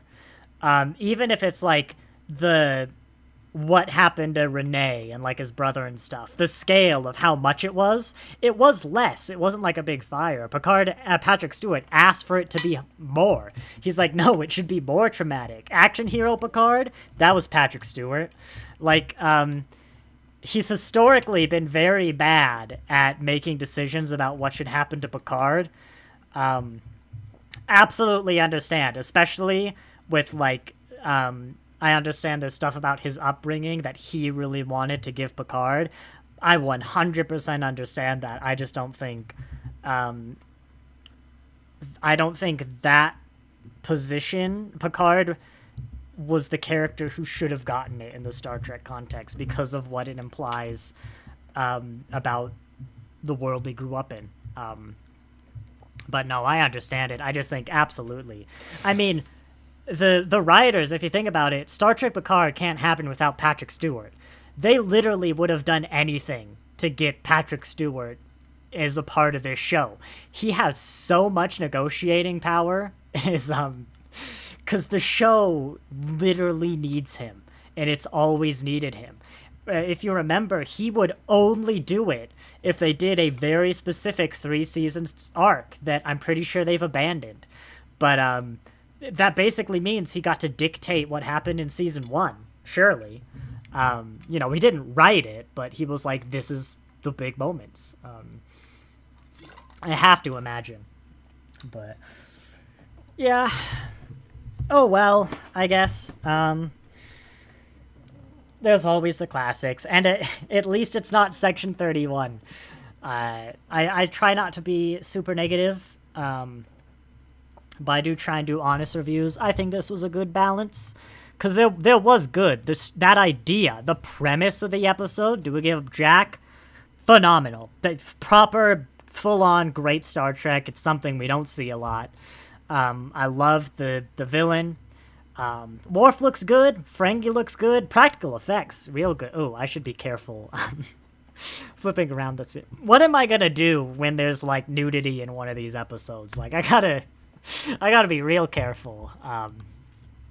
Not that I care, but I think YouTube might. Yeah.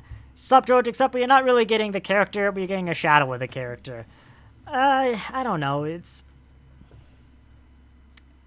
not the same. I think really he just needs opportunities to be a righteous a-hole about things and be correct. Like, stand up there and give his speeches. And maybe one of the big problems is he just hasn't had that opportunity. He hasn't really had the chance to go up and, like, Starfleet was founded to seek out new life, and there it sits. If you can't bring yourself to tell the truth about what happened, then you don't deserve to wear that uniform. The line must be drawn here, this far, no further. That's Picard. All his big moments are big moral speeches and things, and he just doesn't have a chance to do it. So, it's still Picard. Like, his morals aren't as strong and convicted as I think they might have been in TNG. Maybe you could say, I don't know, he's older, he doesn't have the energy to go on moral crusades. I don't know. But I think he still does in his own way. Like, what's the best part about the series? Like, the whole thing. I think the best scene. I think a lot of people would say it's the news scene from Remembrance, where he gives his big speech about, that was wrong, essentially. That was great. And he hasn't really had a good chance to give big speeches yet. He's done calmer, more like, I'm an old man, here's my wisdom kind of speeches. So, I mean, maybe that's just what it is. Vadic is probably the best villain scene since the movies by far. Ooh, let me think about that. So who's that? That's Discovery. So you had Lorca, Control, the Burn, I guess, and 10C. So yeah, that, and then you got Lower Decks. I don't know, Badgie's pretty good, but no, it's not Badgie.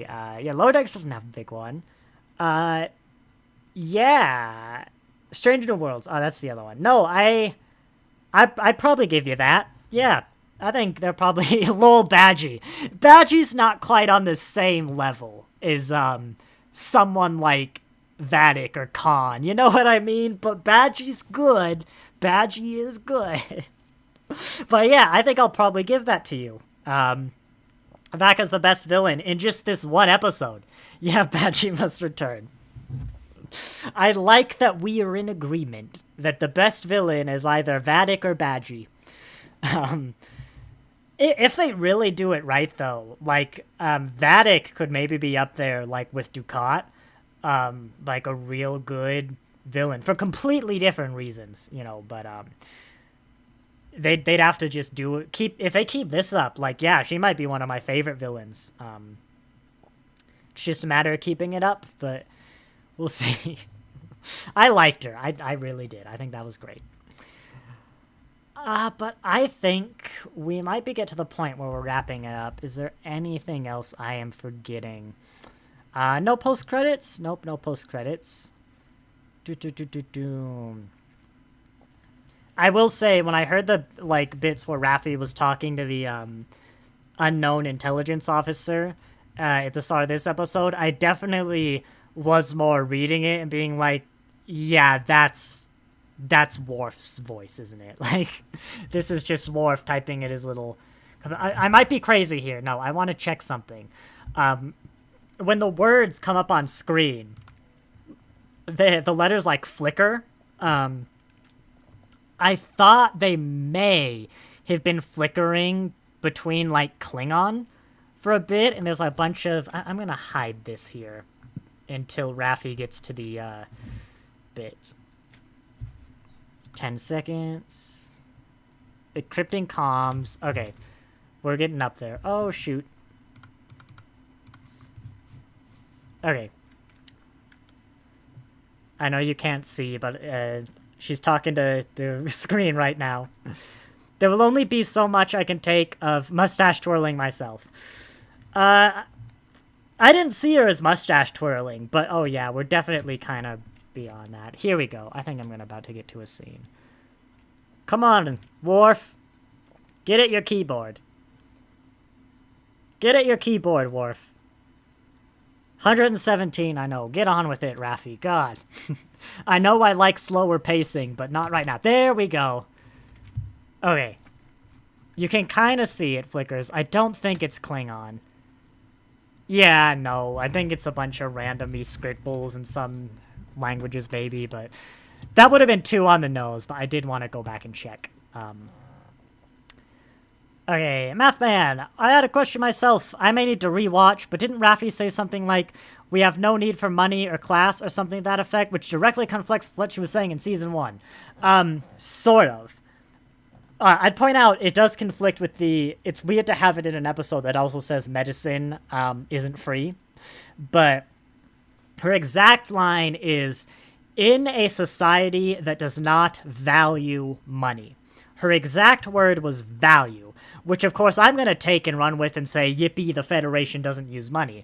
But in a literal sense, all she's saying is they don't value money.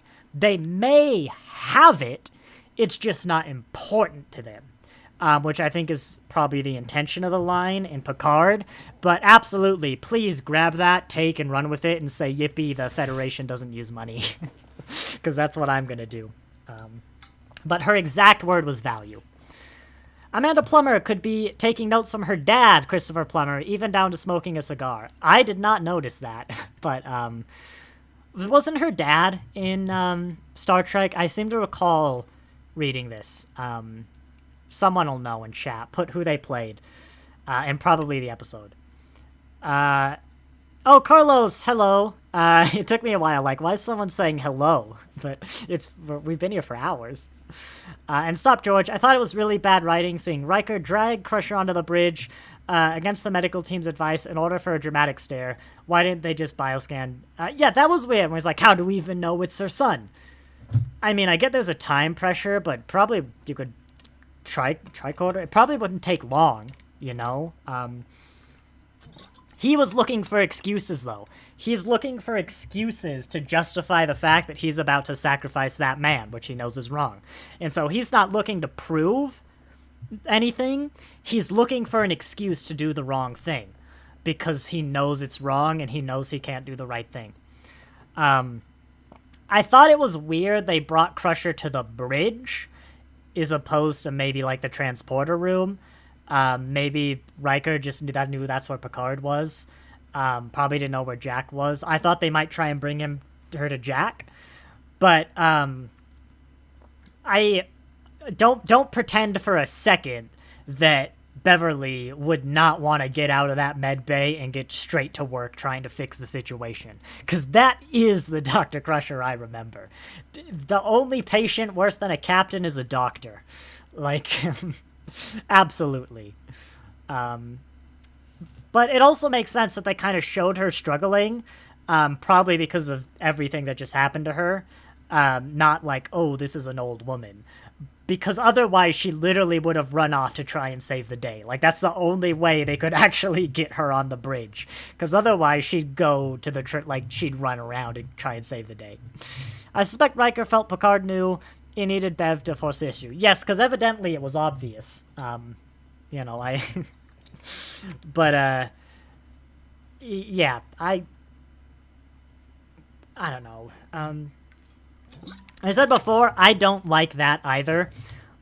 She would have said, or, how do I say this vaguely? Made it not happen medically.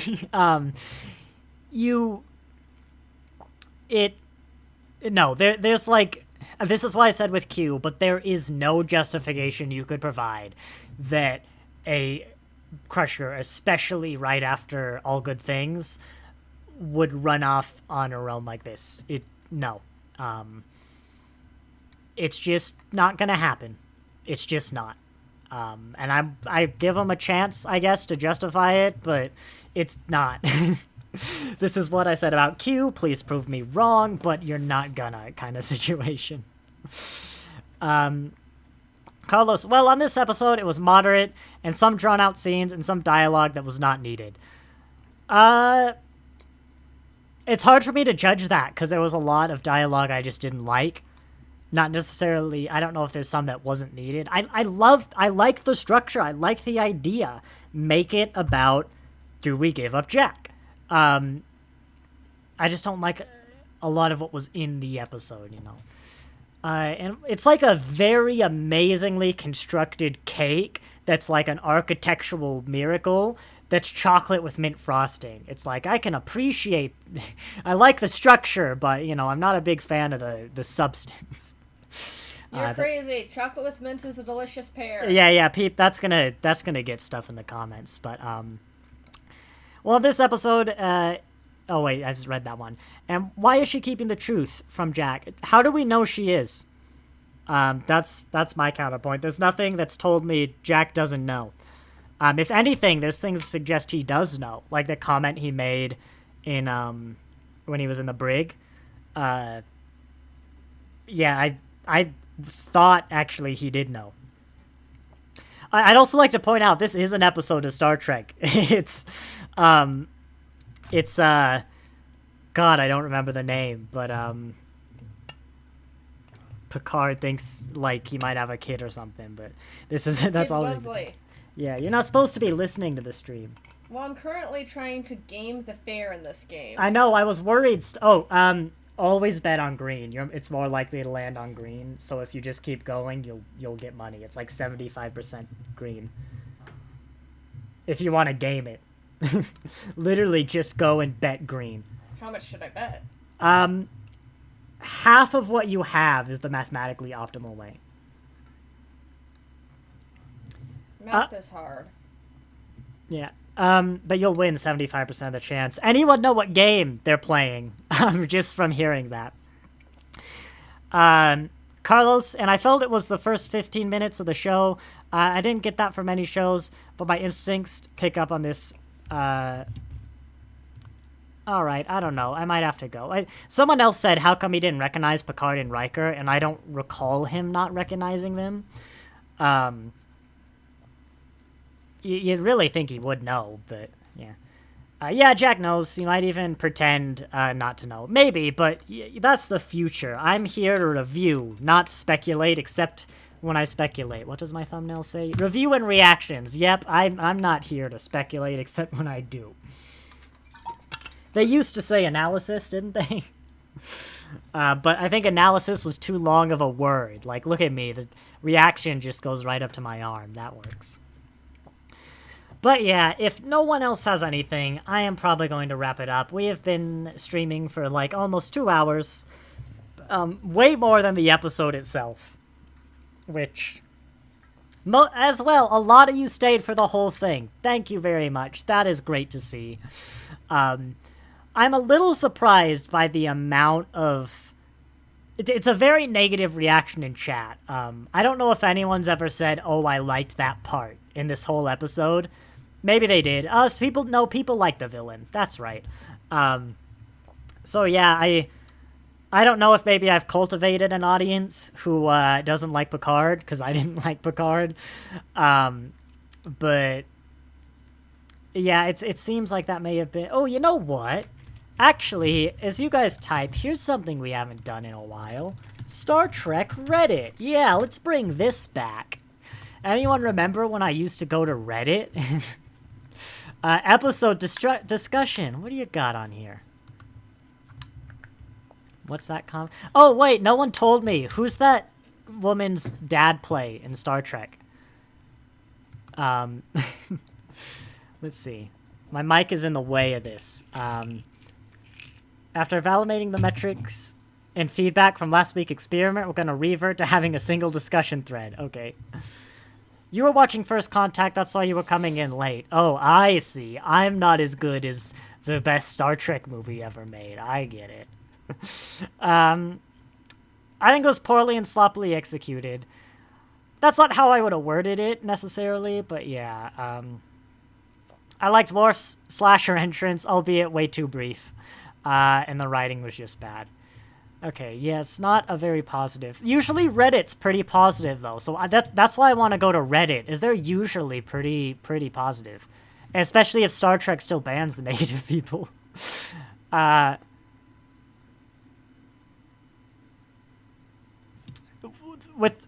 When that realization hit Picard that his blank was...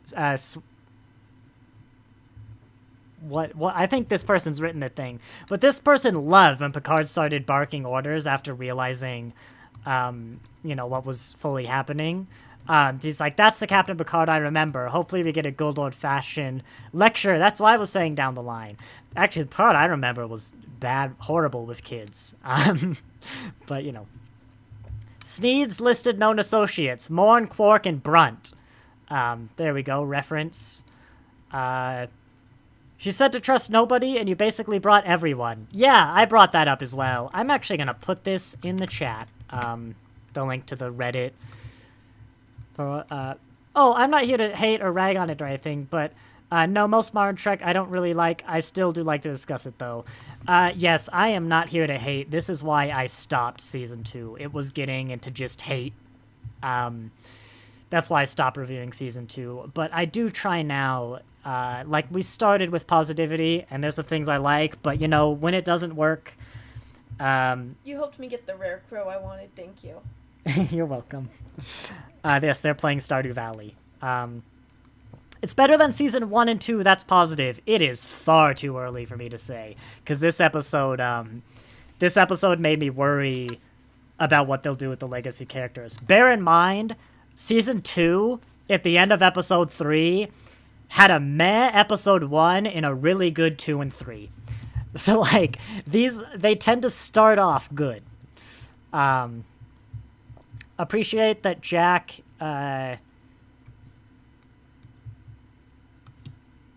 this guy appreciates that the mysteries, about Jack and Worf were tied up. That's true. It's not dragged out.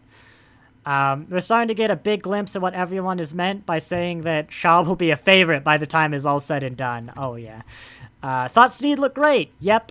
Classic Ferengi look with better makeup budget. I want more. Very positive on the Reddit. But I like seeing this, too. The people who loved it, why? And sometimes that can pull me around. Be like, oh, yeah, I didn't see that good bit. Yeah, not dragged out for weeks. They're both fairly obvious. Yeah, I would have missed both of them. The blue and red coloring of the DNA strands was a cute rink. That's kind of nice, but also that might just be the colors of Elcar's. Enjoyed the time with Picard and Riker and the shuttlecraft. There's a double standard in the consistency of this episode. Yes. Picard, retired admiral, should not have authority on the bridge, but he overrides the captain orders. I do think that the crew is real sick of Captain Titan, honestly, and he is at some point they're just going to betray him. But it does kind of conflict with... Well, that's also why no one raised their hand and been like, yo, Seven betrayed you. We saw the whole thing on the bridge. Is they're all kind of sick of what's supposed to be a very bad captain. Regardless of what you think, I think that's the intention. You're not supposed to like this guy. He's supposed to be a bad captain. Most people like it because of the member berries. Remembering good things? The nostalgia? I do not know what you mean. It was good to see a more Elder Worf. Yes, he looked really good in that makeup. It's a redesign, but it does... I do have to admit, it looks good. It's a bit jarring. trying to end on a positive note. No, yeah, I think I was gonna say that and didn't, but Worf does look good. I gotta say that. Charles learning he's gonna have to take a back seat now. Isn't he dead? Did I miss something? He doesn't have a head. I'm probably a little more disappointed than I should be that Sneed didn't pronounce human as human. Oh my goodness, sacrilege. This is not Star Trek. We're becoming a Doctor Who channel now. The Ace Boy is exactly right. Then again, he's a big fan of Earth. Maybe he just learned. Why are you dancing around this? Do you not see what I see? Riker is all of us right now, lol. Apparently Reddit saw it. Apparently we're in the minority. Are we grumpy old people? Like, we're grumpy old men in this situation, and I'm not even a man? Like, notice the baseball in his collection? Yeah.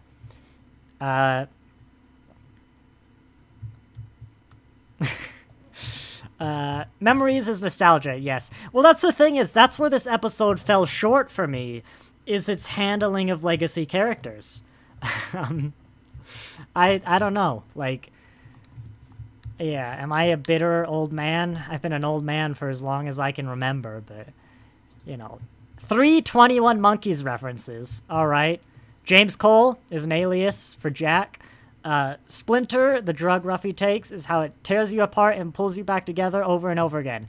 Yeah, I didn't really get that, if it was like a truth serum thing, or if it was torture, or, I don't know. Bold play for Raffi to just flat out go like, this guy sent me. It's like, that could very easily have gone wrong, and it did, but like, that was bold. Sneed played by Aaron Stanford, who played James Cole in 12 Monkeys. I thought 12 Monkeys was a band, but I've just realized it's a show, isn't it? Michael Dorn chose the white hair over gray on the description he was given pre-production. Oh, I see. Because, yeah, I heard this thing where, like, they went up to Michael Dorn, they showed, like, a drawing or maybe the prosthetic or whatever, and he was like, you can't make Worf gray. He's like, no, I'm old. Oh, no. But I'm just saying that most people like it for the superficial nostalgia. I agree with you. It's only superficial. It's not even really nostalgia for me. If you want superficial nostalgia, look at the finale, the last episode of Doctor Who, Power of the Doctor. It's not a good episode. It even mishandles a good number of the legacy characters. Spoiler, by the way. Mute yourself for a few seconds until my thumbnail comes on. But seeing, you know, Colin Baker, Peter Davison, Sylvester McCoy, and Paul McGann in an episode again was lovely. Doctors 6 to 8, you know, that it was just a lot of like, oh, look at him, you know, we got him back, yay, like, but it's not a good episode at all. But, you know, this didn't really feel like seeing the old beloved characters. I saw that in the trailer. This was like, oh, I guess he's fundamentally changed his core after like 20 years. But yeah, it's real positive. Bear in mind, the Star Trek Reddit may still like ban negativity. It's why I left a while ago. They got real protective over like they overly corrected for the just I hate it because it's new kind of people that I really try not to be. I like that after I hinted at that, the negativity, my whole chat blew up like, oh, no, like, I do like to discuss it. It's not really for me, but, yeah. They reference a lot of Easter eggs. Oh, no, that is true. There are a lot of Easter eggs. I miss that guy who would put up all the Easter eggs every week, but he got banned for joking about Klingons. Been watching all the new Trek for all the mistakes, and man, there's a lot. No, I'll never go that far. I think, especially nowadays, there's more good than bad in new Trek. Strange New Worlds might tip the scale the other way, but Discovery's really improved. If Strange New Worlds goes under, Discovery's gonna pick up, and there'll still be more good shows than bad, I think.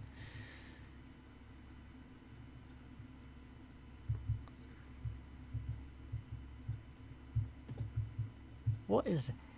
We have a series for an admiral who used to be the captain of an enterprise who finds out... Oh, yeah. I'm gonna put this one in, I'm just gonna paste this comment in chat, because, I can't read it with Alex, but I do like this. It's too long. Okay. Basically, if you just start describing the situation, this is Kirk. We had an admiral who used to be a captain of the Enterprise who finds out he has a Insert thing here. with a and now yeah, they have to help them and even fight and hide, and they decide to fly into a nebula.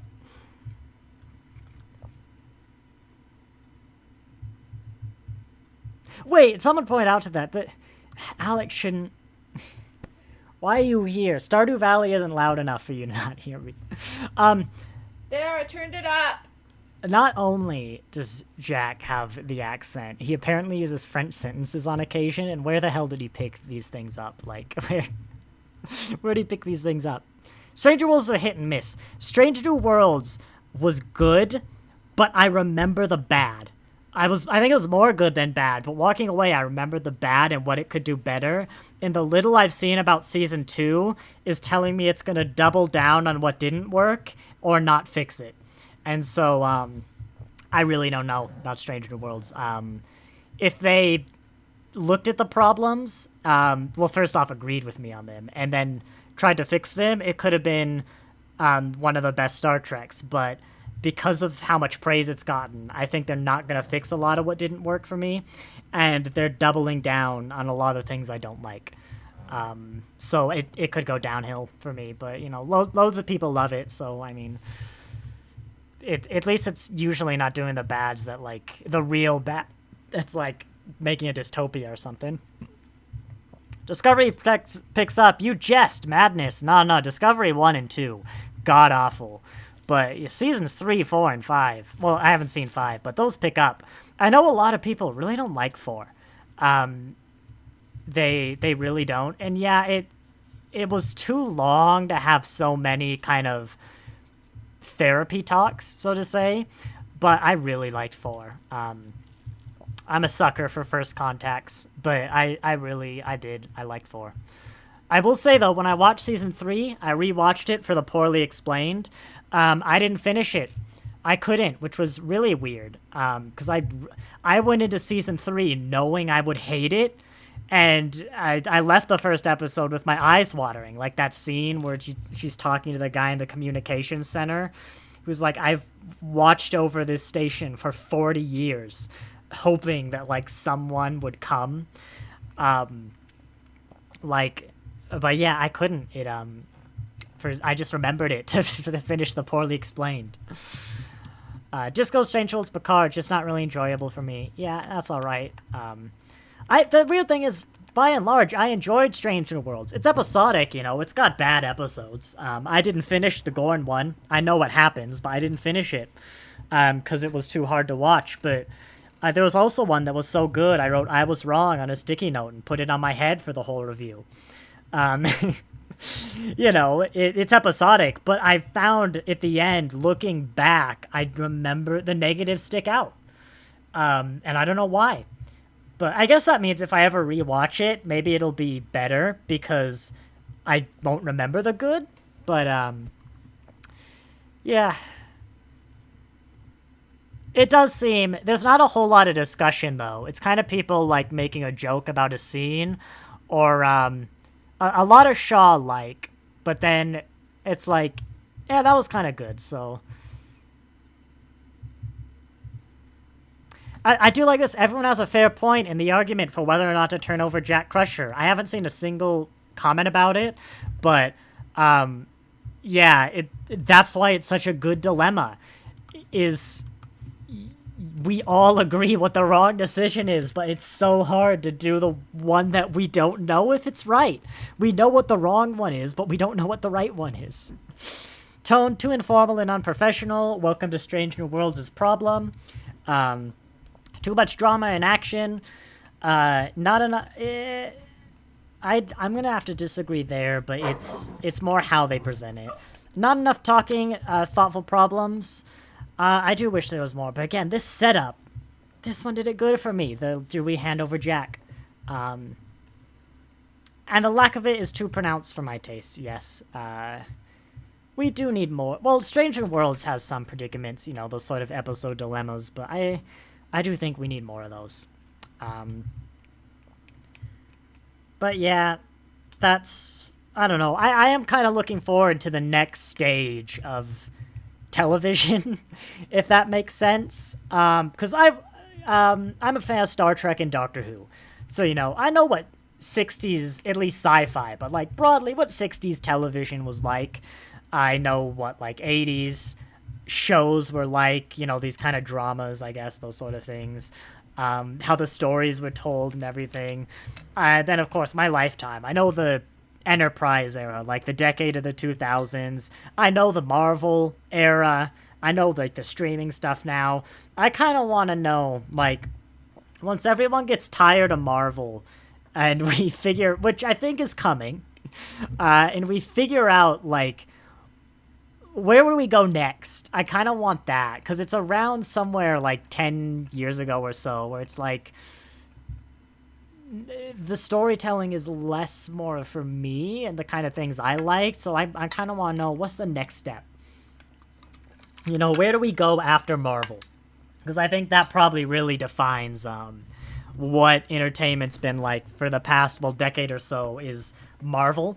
Well, especially the big expanses universes. I'm not a big fan of those. It's too much like homework. You know, Doctor Who and Star Trek are huge, but Doctor Who is one story about one guy. It's just a long one. Star Trek is the one history with like 3 movies that aren't. And then like, it's just kind of a long one. But something like Marvel, or what Doctor Who's going to become, is the flowcharts. I still haven't really done much editing on it, but let me show you. No, I'm going to show you this. Add an image, okay? We're going to browse. The modern watch order guide for Star Trek. Let's see, watch order guide. Flowcharts is this. There we go. This is what the watch order guide for modern Star Trek is, and it's probably the easiest universe to parse, is this flowchart.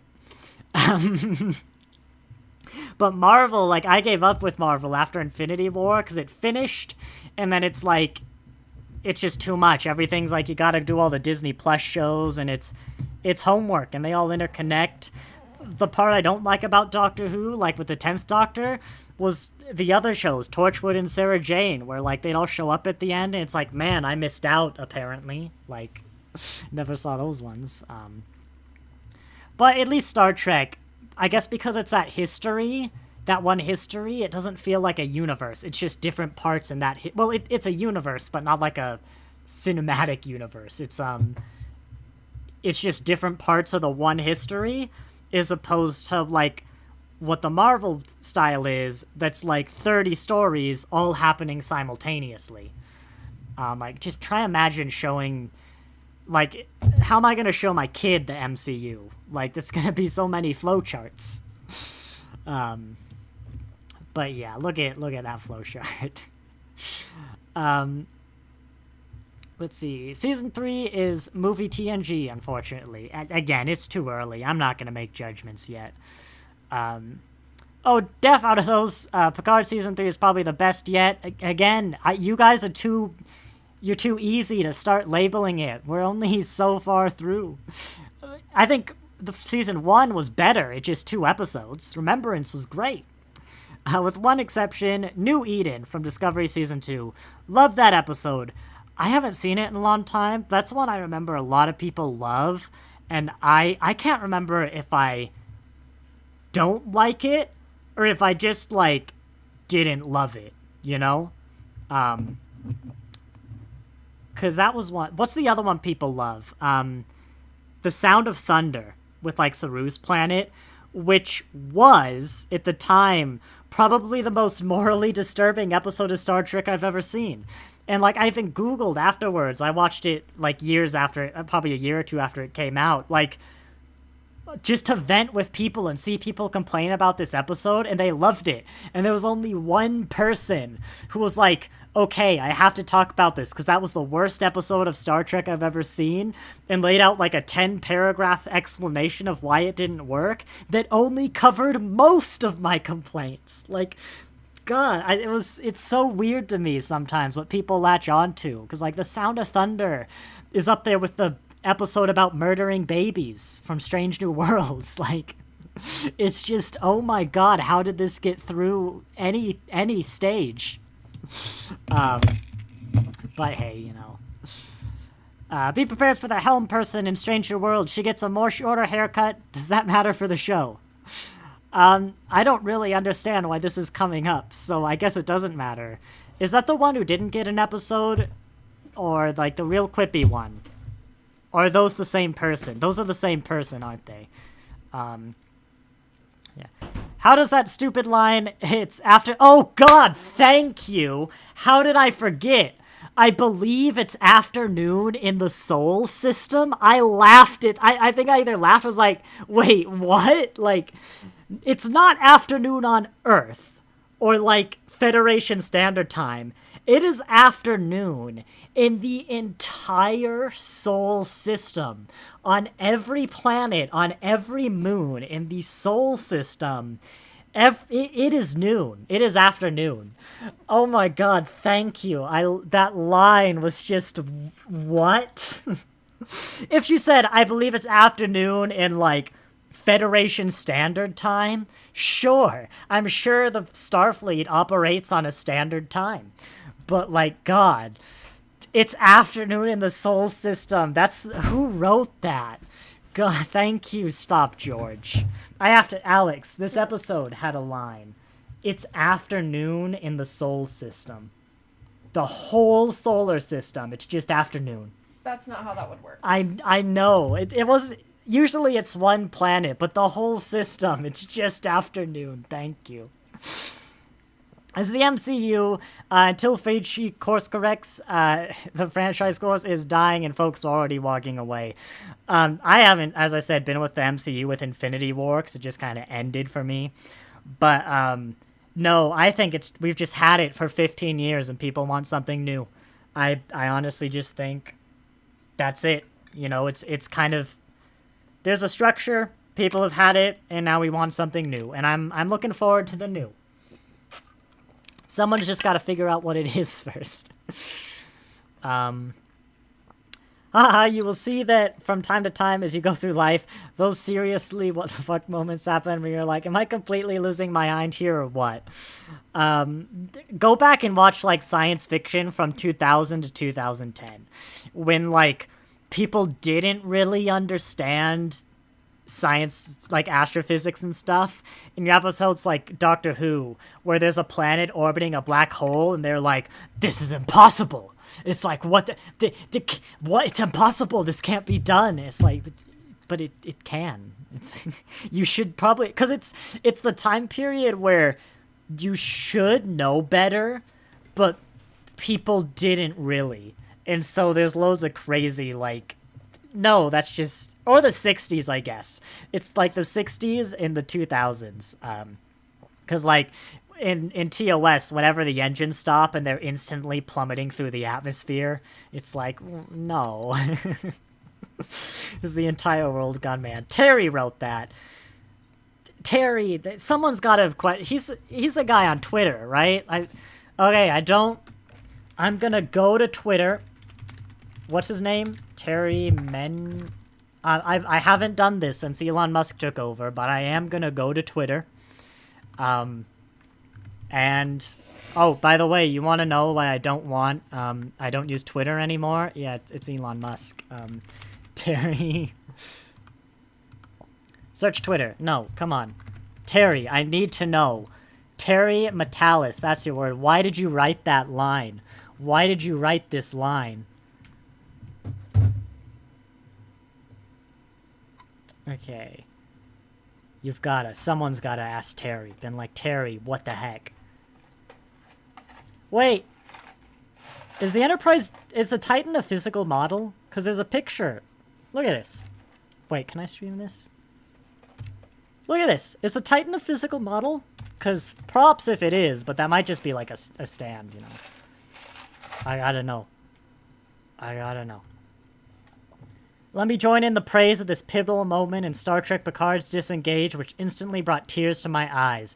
Absolutely no words were needed between Beverly and Jean-Luc to convey what they were thinking. This is masterful acting and absolutely touching. Bravo.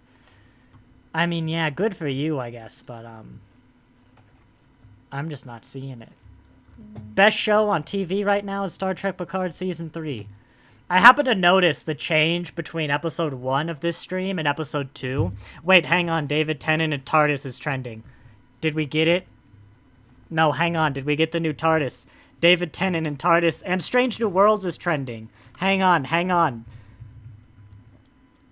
Hang on, no. Did we get it?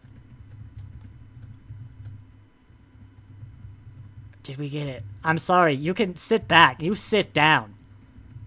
I don't think we got it. No, it's just... Wait a minute. It's just... No, okay, it's just Shooty standing in the TARDIS. We did not get the TARDIS.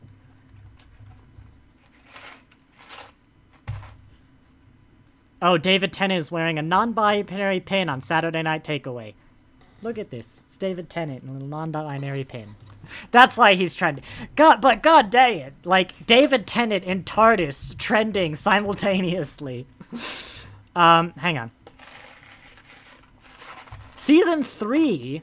Oh, wait, no. This was... Okay, Season 3 of Stranger Worlds 2024. We haven't had Season 2 yet, so that makes sense. So, I mean, no surprise there, I guess. But, yeah, Terry. No one's told... Terry hasn't explained to me why he wrote that line. I thought they were throwing the ship at Titan. Oh, yeah. That was kind of weird. Like, they kind of saw it like a big deal. It was like, you know, like, how the heck could that happen? It's like, I don't know. It doesn't seem like a big stretch from a tractor beam, but it seemed like a big moment. And I'm like, I don't know. What did it really do? Like, it was superficial damage. There were no casualties reported. They kind of scraped the paint and breached the hull in one place. Like, they're fine after that. It was a weird, like, supposed to be a big moment, but it just kind of was like, here's a sign of my intentions. There you go. I hope you learned your lesson. I hope you heard that slap. Not quite as fatty as I would have hoped, but oh well. Yeah, I don't know. But, let's try this again. I think, unless there's any more questions, we're gonna wrap up then. It's been over 2 hours. I'm glad pretty much everyone's, a lot of you guys who were here at the start are still here. My dog's going crazy. Comment, what are you doing? It's okay. It's okay. He gets nervous when he hears other dogs outside. But yeah, I mean, we'll see where this goes. My best hope at this point, though, is just that they nail those key scenes again. And that's what I walk away remembering. Who's left? Troy, Geordi, Brent Spiner. Is that it? Probably forgetting someone big. I guess Crusher hasn't really done much yet, but maybe they'll do one of those right. I don't know. Well, to be fair, Riker's done pretty well. It's just a shame that his family doesn't really want to be around him, because as we all know, he's practicing the trombone, and, you know, no one wants to listen to Riker play jazz. And that's the reason, 100% confirmed, definitely. It's just that they don't want to listen to him practicing a musical instrument. No other reason whatsoever. Beastman, good discussing with you. Thank you, Mathman. Deck 11 was compromised. Yeah, but there was no... They also didn't report death, though. Like, you think if Deck 11 was compromised and someone died, the report would have been 1 fatality. You're not Deck 11 is compromised. Carlos, though, never say Neo-Constitution to me again. That's a banned word now. No one can say the name of the class of this starship. Yeah. It sounds like we're all ready to wrap up, though, so...